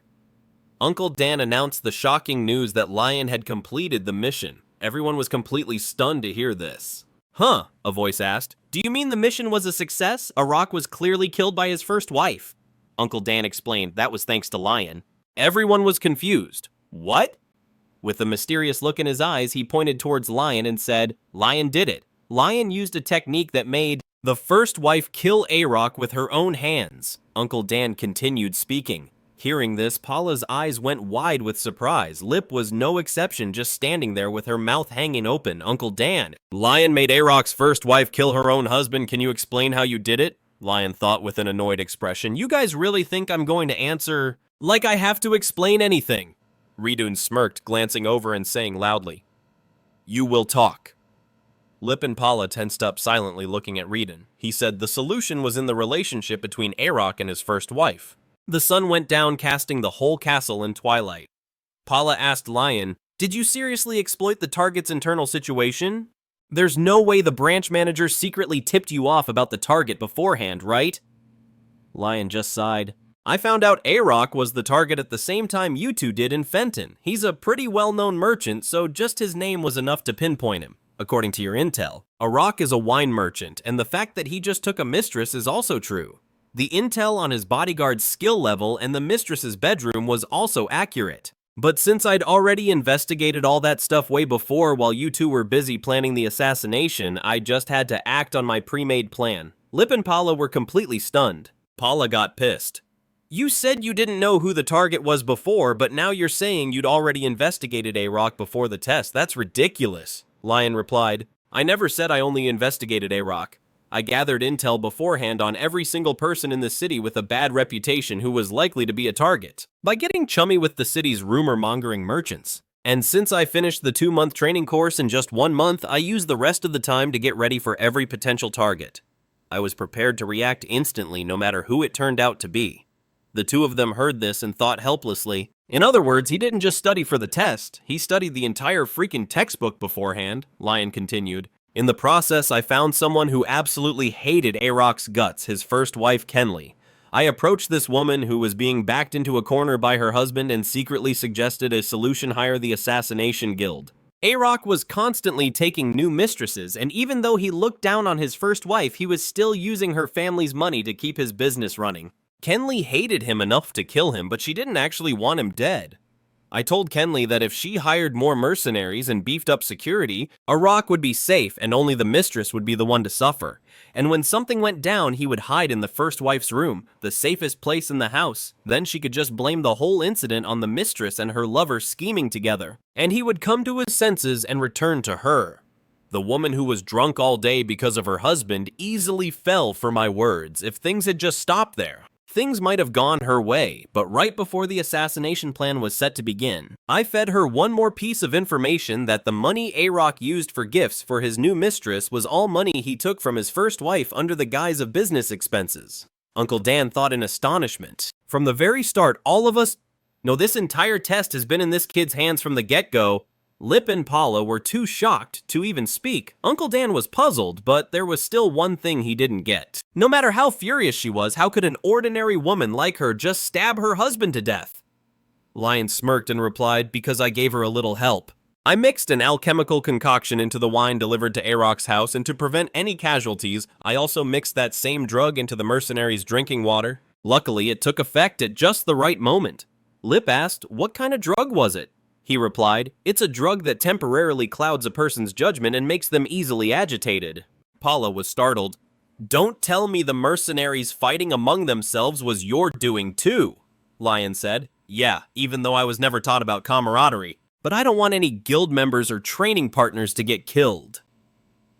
Paula was so moved her face turned bright red and Lip listening nearby was just as touched. Uncle Dan spoke up. So to sum it up, everything went exactly as you planned. And with the information you provided and the effects of the drug, Lady Kenley killed that scumbag A-Rock in a fit of rage. Lip said, I guess you don't have to be the one holding the knife to call it an assassination, huh?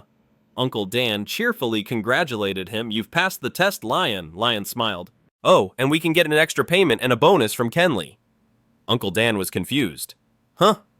Lion explained, Kenley suddenly became a murderer, but the fact that an assassin broke in is real. We're the only ones who know Kenley killed A-Rock, not the assassin. In Kenley's position, she'll definitely want to pay extra to hide the truth about her husband's death and pin the murder on the assassin. Uncle Dan was left completely speechless. Paula swallowed hard in terror, thinking they were on a whole other level. Lip thought cautiously from an assassin's point of view. It was a truly admirable way to handle things. She'd rather fight for the number 2 spot than compete with Lion.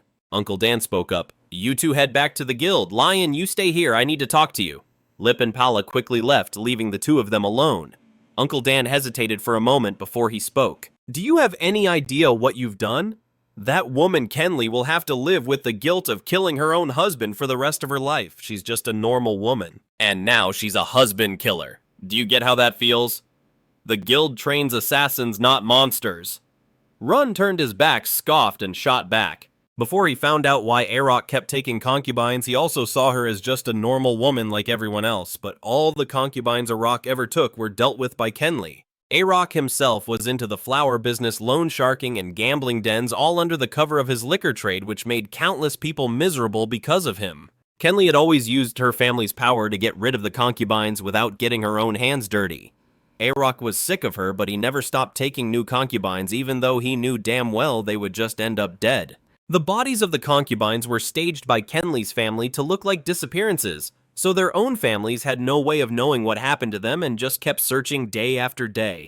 But this was just intel he dug up during his investigation. Even if it was a test, it was still an assassination contract. Even if she didn't want her husband dead, the guild only gets paid in full when A-Rock is dead. Whether the target deserves to die or not, or what the client's situation is, none of that is an assassin's concern, am I right? If a conscience gets in the way of an assassination, is that person even an assassin anymore? Paying to have someone killed and then debating the humanity of the reasons and methods, is that really necessary? Dan stared at Run completely stunned and bewildered. Kenley never said she didn't want to kill her husband with her own hands. She intended to use this assassination contract because they had to complete it their own way. Even if the result is her living in misery for killing her husband herself, you can't deny the assassin's involvement in A-Rock's death this time. Dan spoke up. So a conscience is unnecessary for assassins, he replied. If people want to hold on to their humanity, they have to get strong enough to change their lives from the very root. Even if you try to find your conscience, Mr. Dan, nothing changes once you accept a contract because you still operate within the Assassin's Guild. With that said, Run left, leaving Dan standing there lost in thought.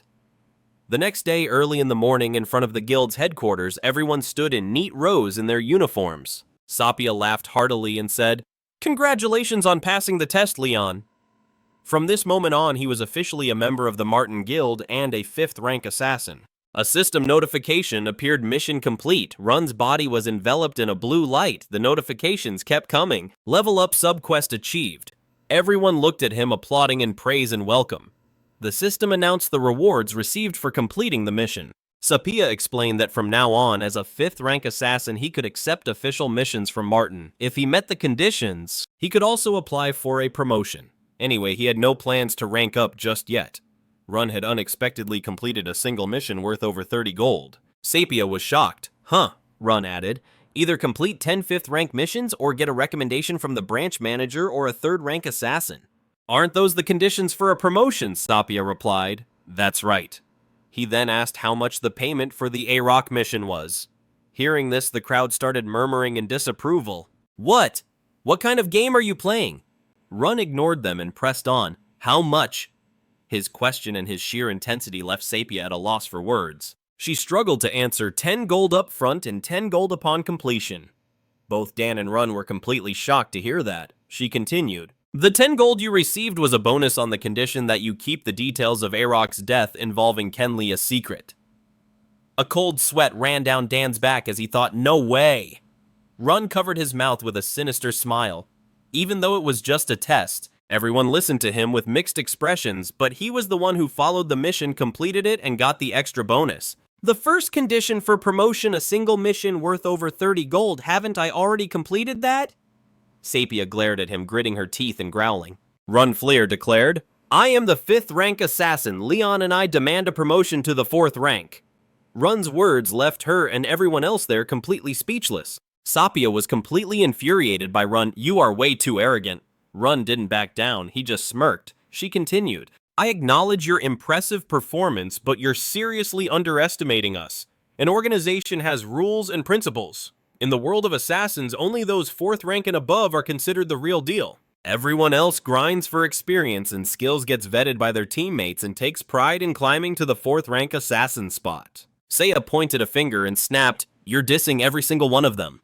Even though Run's promotion qualifications weren't perfect, they were still considered passable. But pulling a stunt like this will just turn everyone against you. She'll pretend she didn't hear a thing, figuring you're probably just burnt out from your first mission. Run cut her off.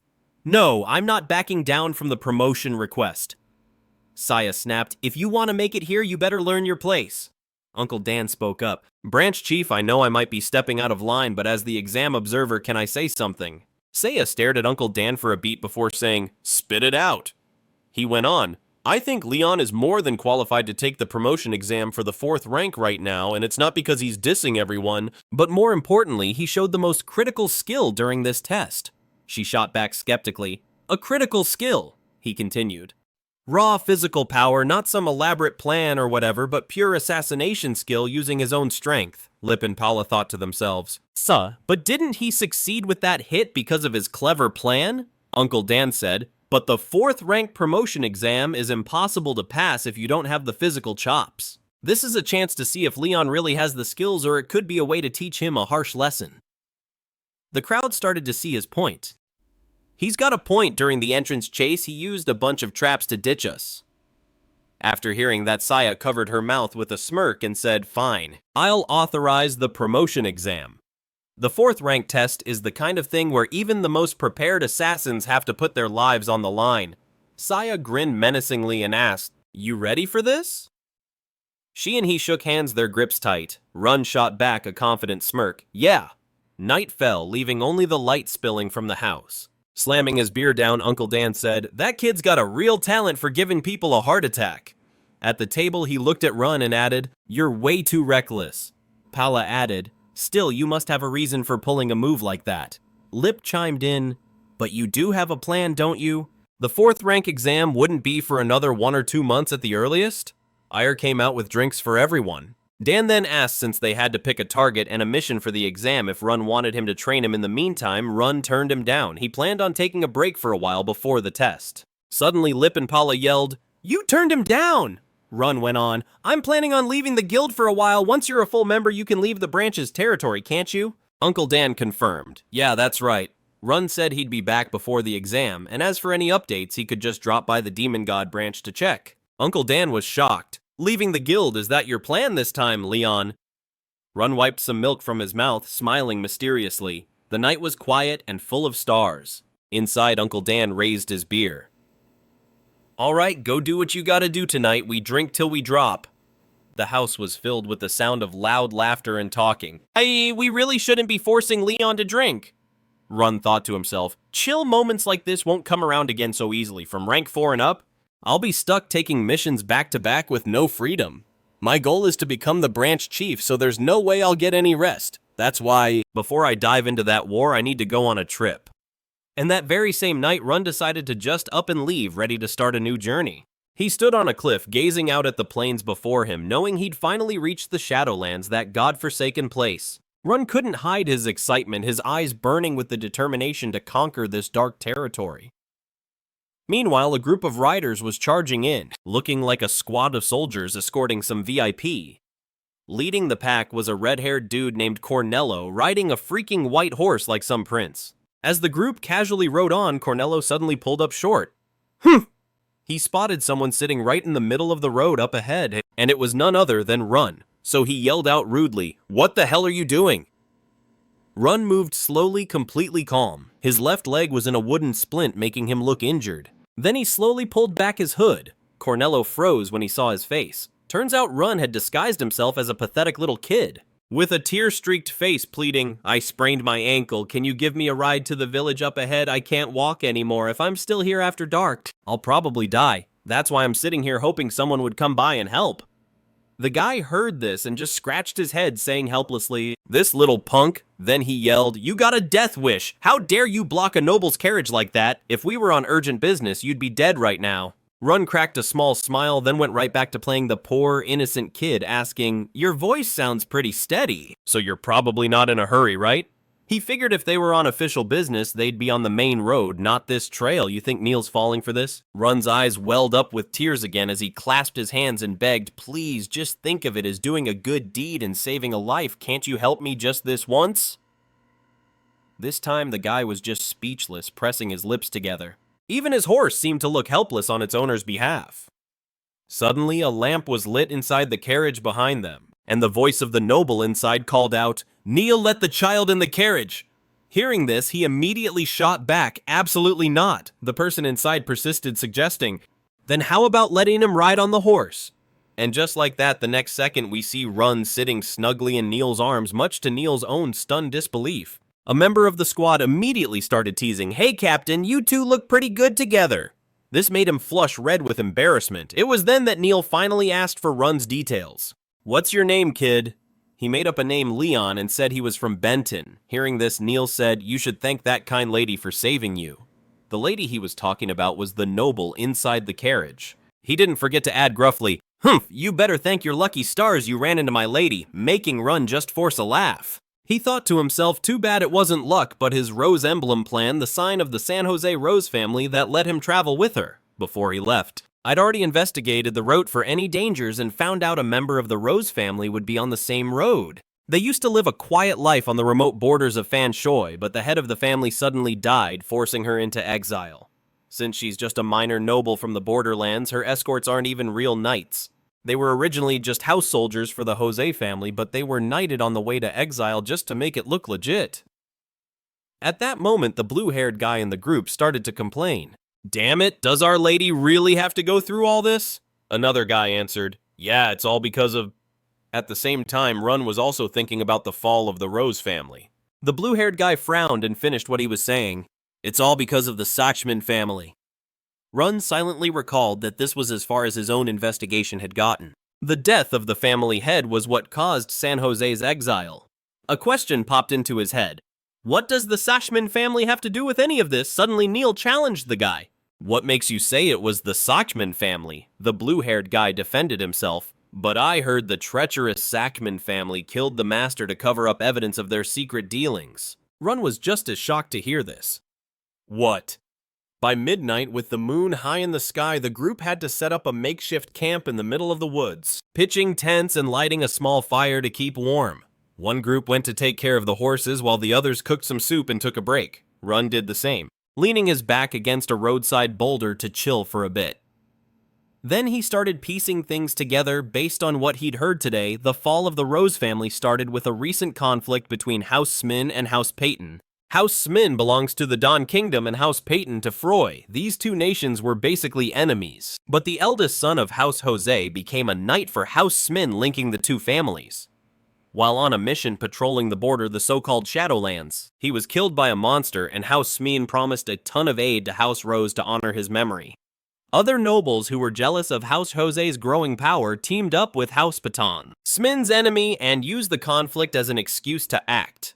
Rumors started flying that House Jose was secretly a pawn for Smin, and that the Sach Min family killed the head of House Jose to shut him up for good. House Jose denied it, claiming it was an assassination plot by House Agan, but against the power of House Patong, they were helpless and lost their master. House Jose collapsed and was forced into exile in Don. The only ones who know the real story are Neil, the newly minted knight, and a few loyal retainers still with San Jose Rose, but they're just a ragtag bunch of knights Neil threw together in a hurry. Run suddenly thought of Lady San Jose Rose. This whole exile thing was not going to be a walk in the park. In the quiet darkness, the knight stood guard, allowing Lady San Rose a moment of peaceful sleep.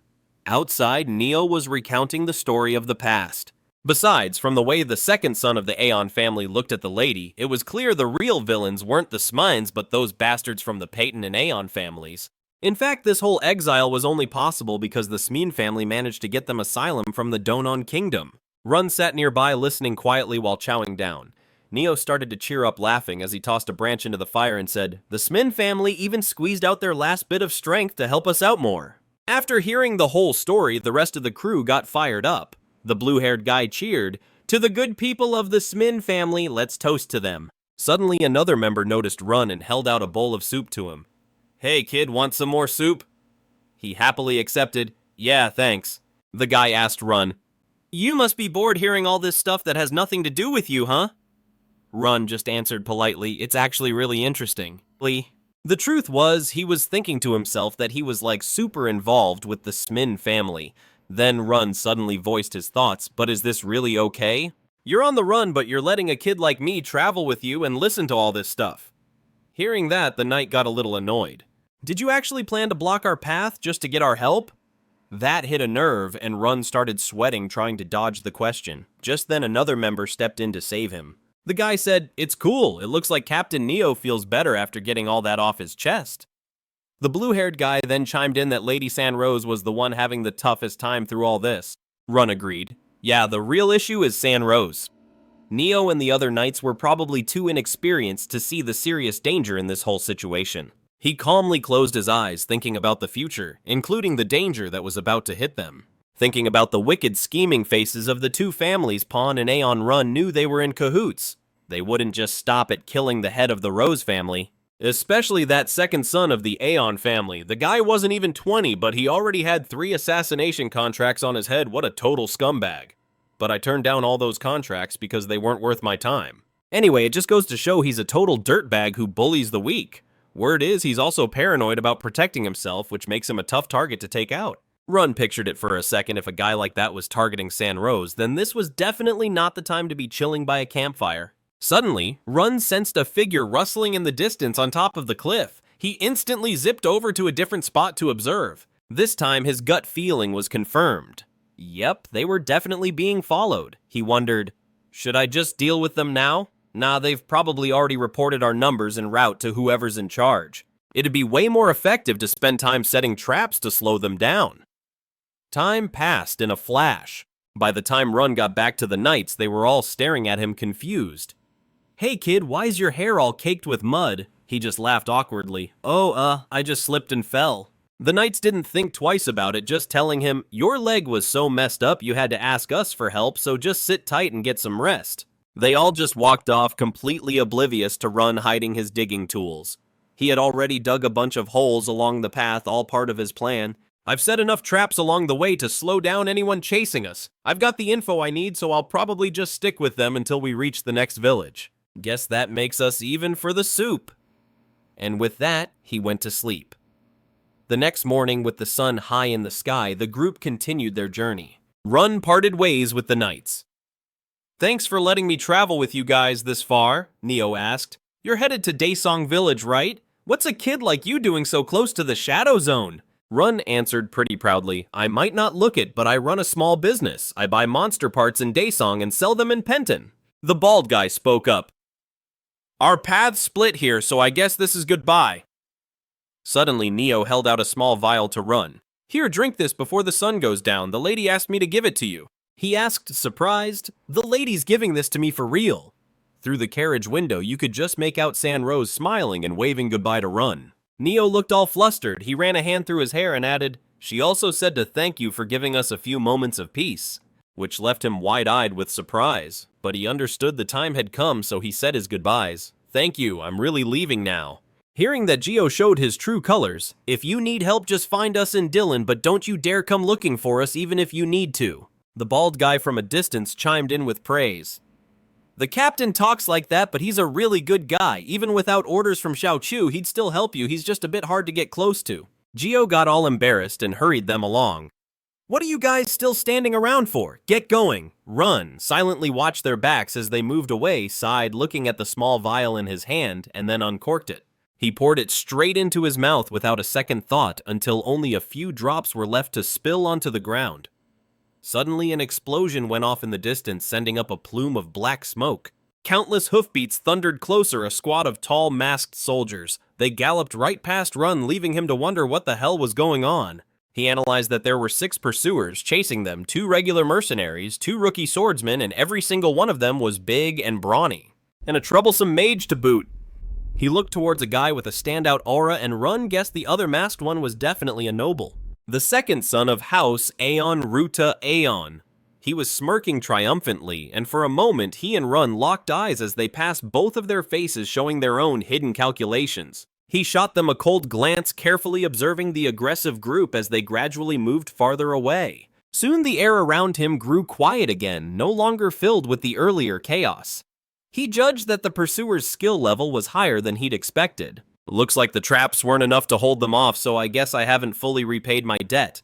On top of that, I even drank the potion. He looked at the empty bottle in his hand. He was shocked. This was a high-grade recovery potion worth at least 20 silver a bottle. Run gave a helpless smile, remembering how she'd given something so valuable to a kid she'd only known for one night. When her own life was on the line, what was that lady thinking being so generous? The truth is, House Rose has no chance left. They're going to kidnap Cyan Rose and slaughter everyone else. What I'm doing now might be a bit much for just a simple favor, but if you add in the potion, I guess you could call it a down payment. If they chase after the fleeing carriage, more people will die, so I'm going to need you to do me a favor. He then cast a spell and summoned a mystical creature. Once it had fully materialized, he gave his order, "This is your first job. Knack head towards the knights." By now, the group had traveled a good distance when from behind the sound of hoofbeats grew more and more frequent. The sharp-eared Geo detected a strange noise, so he ordered everyone to pick up the pace. The other knights were still confused. Geo immediately turned his horse towards the carriage to instruct Cyan Rose, "My lady, please bear with us for a moment. Even if the ride gets bumpy, you must endure it." The blue-haired guy asked, "Captain, why all of a sudden?" But before he could finish, Geo's expression turned even more grim. He yelled, "The pursuers are closing in, Mana users are hot on our trail." Geo pointed ahead and gave his command. "The border is right in front of us, everyone hurry up." Then he called out to 2 other members, Chaku Jion. "If we get caught, you 2 must escort the lady straight to the border. Once we cross it, not even House Aeon will dare to touch us. They wouldn't risk a conflict with the Donon border guards just to capture the lady." And so the whole group sped up under Geo's command. "Go, I'll hold them off." He charged forward, leading the way, bracing himself for the coming battle. The blue-haired knight, now known as Chaku, couldn't help but call out reluctantly, "Captain!" The other guy seemed more rational, gritting his teeth and obeying the order. "See you at the border, sir." Geo's face relaxed slightly. He let out a sigh, then quickly gathered his courage and turned back to face the enemy. He psyched himself up. "The Knights of House Aeon aren't even on my level, and I am a Knight of House Rose." Scene change. The menacing group from House Aeon was still charging forward enthusiastically. Ruta suddenly pulled to a halt. Humph! A powerful sword aura slashed across the ground, blocking their path. A strong voice rang out. "Stop right there!" Geo fearlessly commanded. "Who are you to dare pursue the carriage of the Rose family? Back off now if you refuse to retreat. I will show no mercy and take your heads." Ruta laughed in amusement, and the soldiers behind him didn't seem to care either. He asked scornfully, "Take our heads." "You think being a Wind Knight gives you the right to act so cocky?" Then the dude pulls down his hood, showing his face and making Chris Neo totally freeze up and stammer, "Ruta Aeon." A swordsman behind him said nervously, "Young master, don't reveal yourself." Ruta just smirked. "We're gonna waste them all anyway, except for St. Rose." And then he flashed a wicked evil grin and ordered, "Capture her alive before they reach the border." His crew immediately got on it. On his command, they immediately charged forward on horseback, making Chris Neo freeze for a second. Then he raised his sword into a fighting stance, like hell you will. But when he went to strike, Chris Neo couldn't stop the swordsman. It was like he was hallucinating, only seeing their shadows pass right through his body. Then he realized there was a mage in their group, and a second-tier one at that. Chris Neo bitterly spat out a mouthful of blood while Ruta on the other side laughed smugly. "Don't worry, a fellow knight is taking care of it." Just as Chris Neo collapsed, coughing his guts out, a foot stepped up to block his view. It was a familiar face. Ruta declared, "Either way, you're dead meat here." Chris Neo, like he couldn't believe what he was seeing, stood up to confront him. "Captain Wolf Knight, why would the former knight captain of House Rose—" Ruta cut him off before he could finish. "Why for money? What else House Rose is finished? He can't just wait around and starve. This is just a little game. Now why don't you entertain us?" With that, Wolf Knight shot forward. Two men who once fought on the same side now had their swords pointed at each other.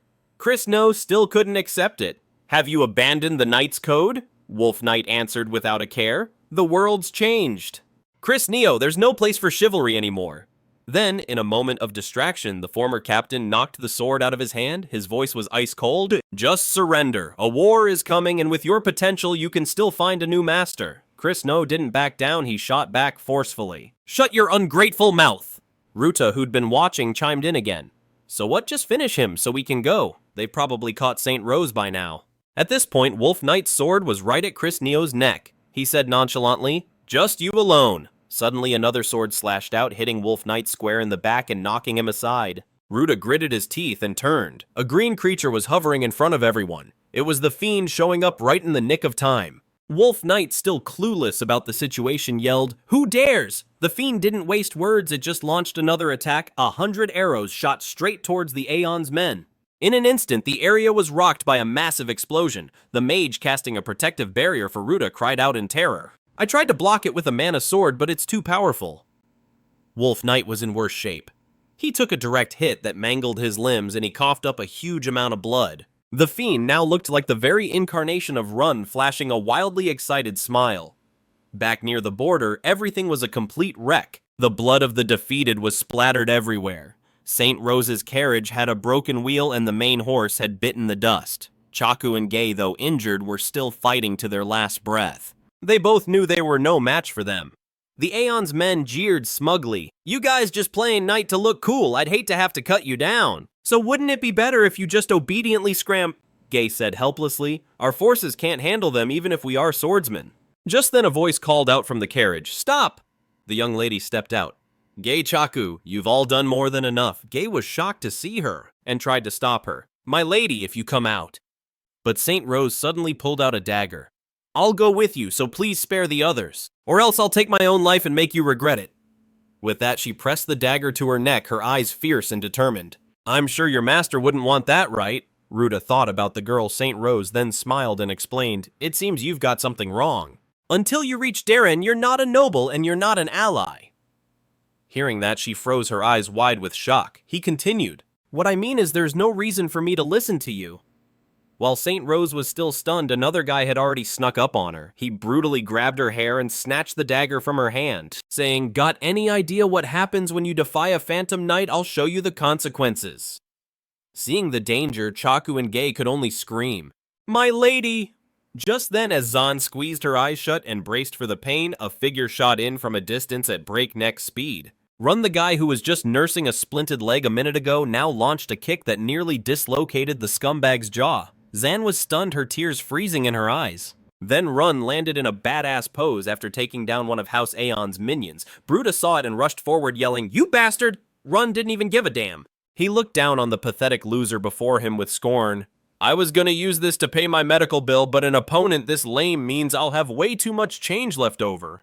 Saying that, he raised his dagger, and with a twisted look in his eyes, he asked Zahn, "Hey, you already paid my deposit with medicine and food, so you want to pay the rest to hire the assassin Ma-Tan to take care of business." It suddenly clicked for Zahn, the demon assassin.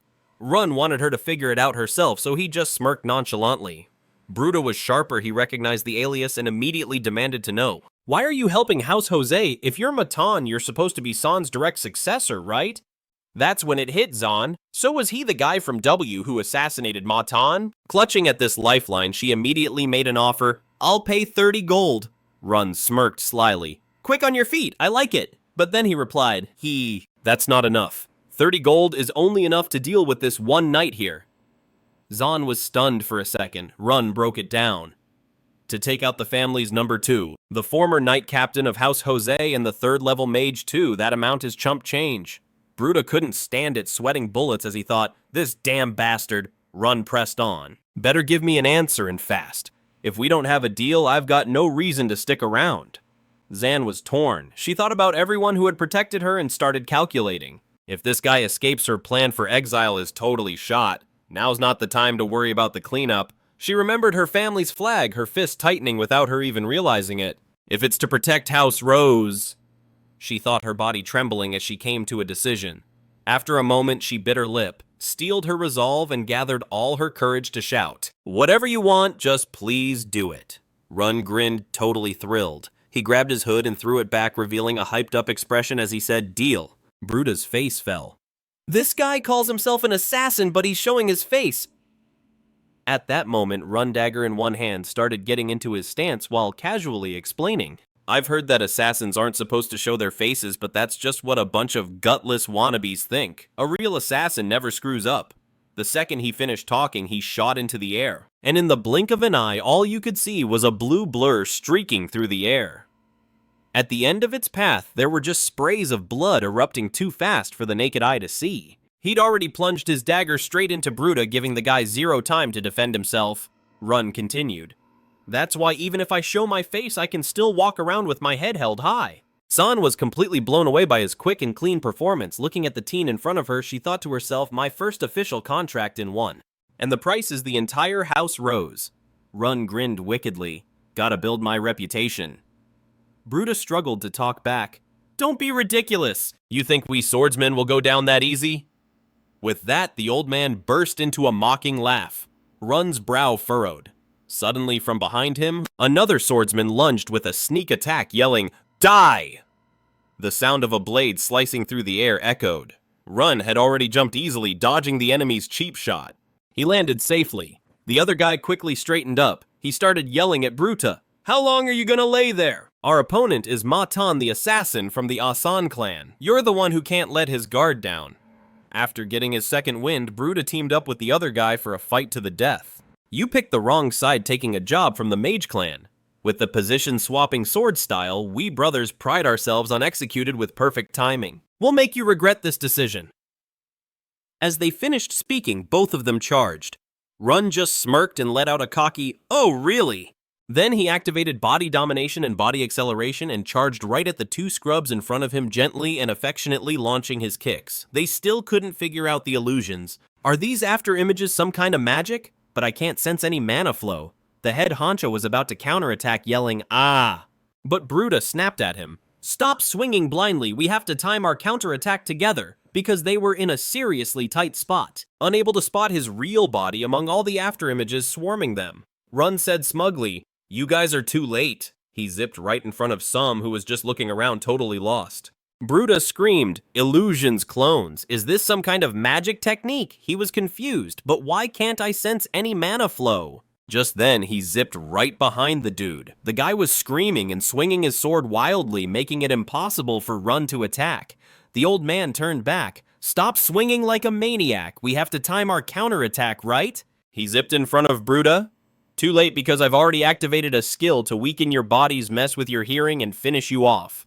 A stream of dark blue mana shot right into the old geezer's eyes and nose. He gritted his teeth. "A curse-type skill, this punk, you have the powers of a soul master too." A spray of blood shot up, followed by a scream of agony. With just 2 slashes, both those dudes were decapitated and sent straight to the afterlife. Run flicked his hand and blood sprayed everywhere like rain. Now you'll feel the pain of the innocent souls from the Joss clan. The sun was setting, casting a golden glow on the mountainside. Their bodies wrapped in red cloth were loaded onto the horses. Heavy footsteps approached, trailing blood from the long fight. It was Kennu. He was dragging his exhausted body, but he had a huge relieved smile on his face. My lady. Tears of joy started to fall. Is everyone hurt? Zan turned around when she heard his voice. Seeing Kennu, she clenched her fist, totally emotional. You're really okay. What a relief. Seeing him run just gave a mysterious smirk. Kennu turned to Gazan and Chaku. Gazan, Chaku. Are you two all right? Chaku was floored. No way did you actually take down all the pursuers yourself. Kennu got pissed, pointing at them and yelling, what do I look that pathetic? They both went pale, waving their hands like crazy. No, that's not what I meant. He leaned to the side, revealing the demon behind him. I got some unexpected help from a mage. He said excitedly, killed the traitor and the mage and even captured that Gruta dude alive. Zan looked at the demon and asked, don't tell me it was all thanks to... Run glanced down a magic circle glowing under his hand. Then he held out his hand and the magic circle flashed with a blinding blue light. The demon disappeared and Gruta, his magic gone, just flopped to the ground. Kennu turned to him. You're lying, right? What are you doing here? She smiled. He's the kid who claims to be an assassin from Matan. Kennu was shocked when he heard that. Matan, he exclaimed. The image of that mage getting sliced up flashed in his mind. Yeah, that loser totally deserved such a humiliating defeat. Gruta, lying there all bruised and battered, was just as shocked. Matan, he yelled out overjoyed. If you let me live, I'll pay you double what they promised, no triple. Then he turned and started cussing out Zan. Looks like you pulled a fast one, Zan Rose, but the code of W assassination is to only take gold from clients, not people, right? Run got pissed listening to the guy's rambling. He swung his blade too damn loud. With a single slash, Gruta's body was sliced in half. The dude let out one last scream before it was lights out. He blew the lingering mana off his hand and turned to them. Just pay me. You really think I'm some cheap run-of-the-mill assassin? Then he stepped up to her, making a gesture. Alright, so what was the reward you promised Lady Zan Rose? You remember, don't you, Matan never forgives anyone who goes back on their word? Run made a threatening gesture. I'm sure you know how things work in the world of assassins, right? She was terrified by the killing intent pouring off him. Of course. But then he seemed to think of something and changed his tune. I'm not going to ask for it right now. I get the Rose family's situation, it's just... Hearing this, sweat started rolling down Zan's forehead. He smiled. I'd appreciate it if you could officially send a payment request for 30 gold to Matan. We can just call the rest a verbal agreement between us. She immediately nodded in agreement with him. Ah, okay. Run said his farewell. Now get a grip and continue your journey. Matan will handle these bodies after you're gone. If the border patrol asks any questions, just say you were attacked by bandits. You'll be fine. Gazan and Chaku looked at him gratefully. Both of them smiled. Got it, Kennu remarked. Damn, he's a clean operator. He thought for a second, then called out Lion. Hearing his name, Run turned back, smiled, and snapped his fingers. Mana flared and his body was lifted into the air. Then he just vanished right in front of their shocked eyes. Chaku jumped, watching the scene unfold. He just vanished.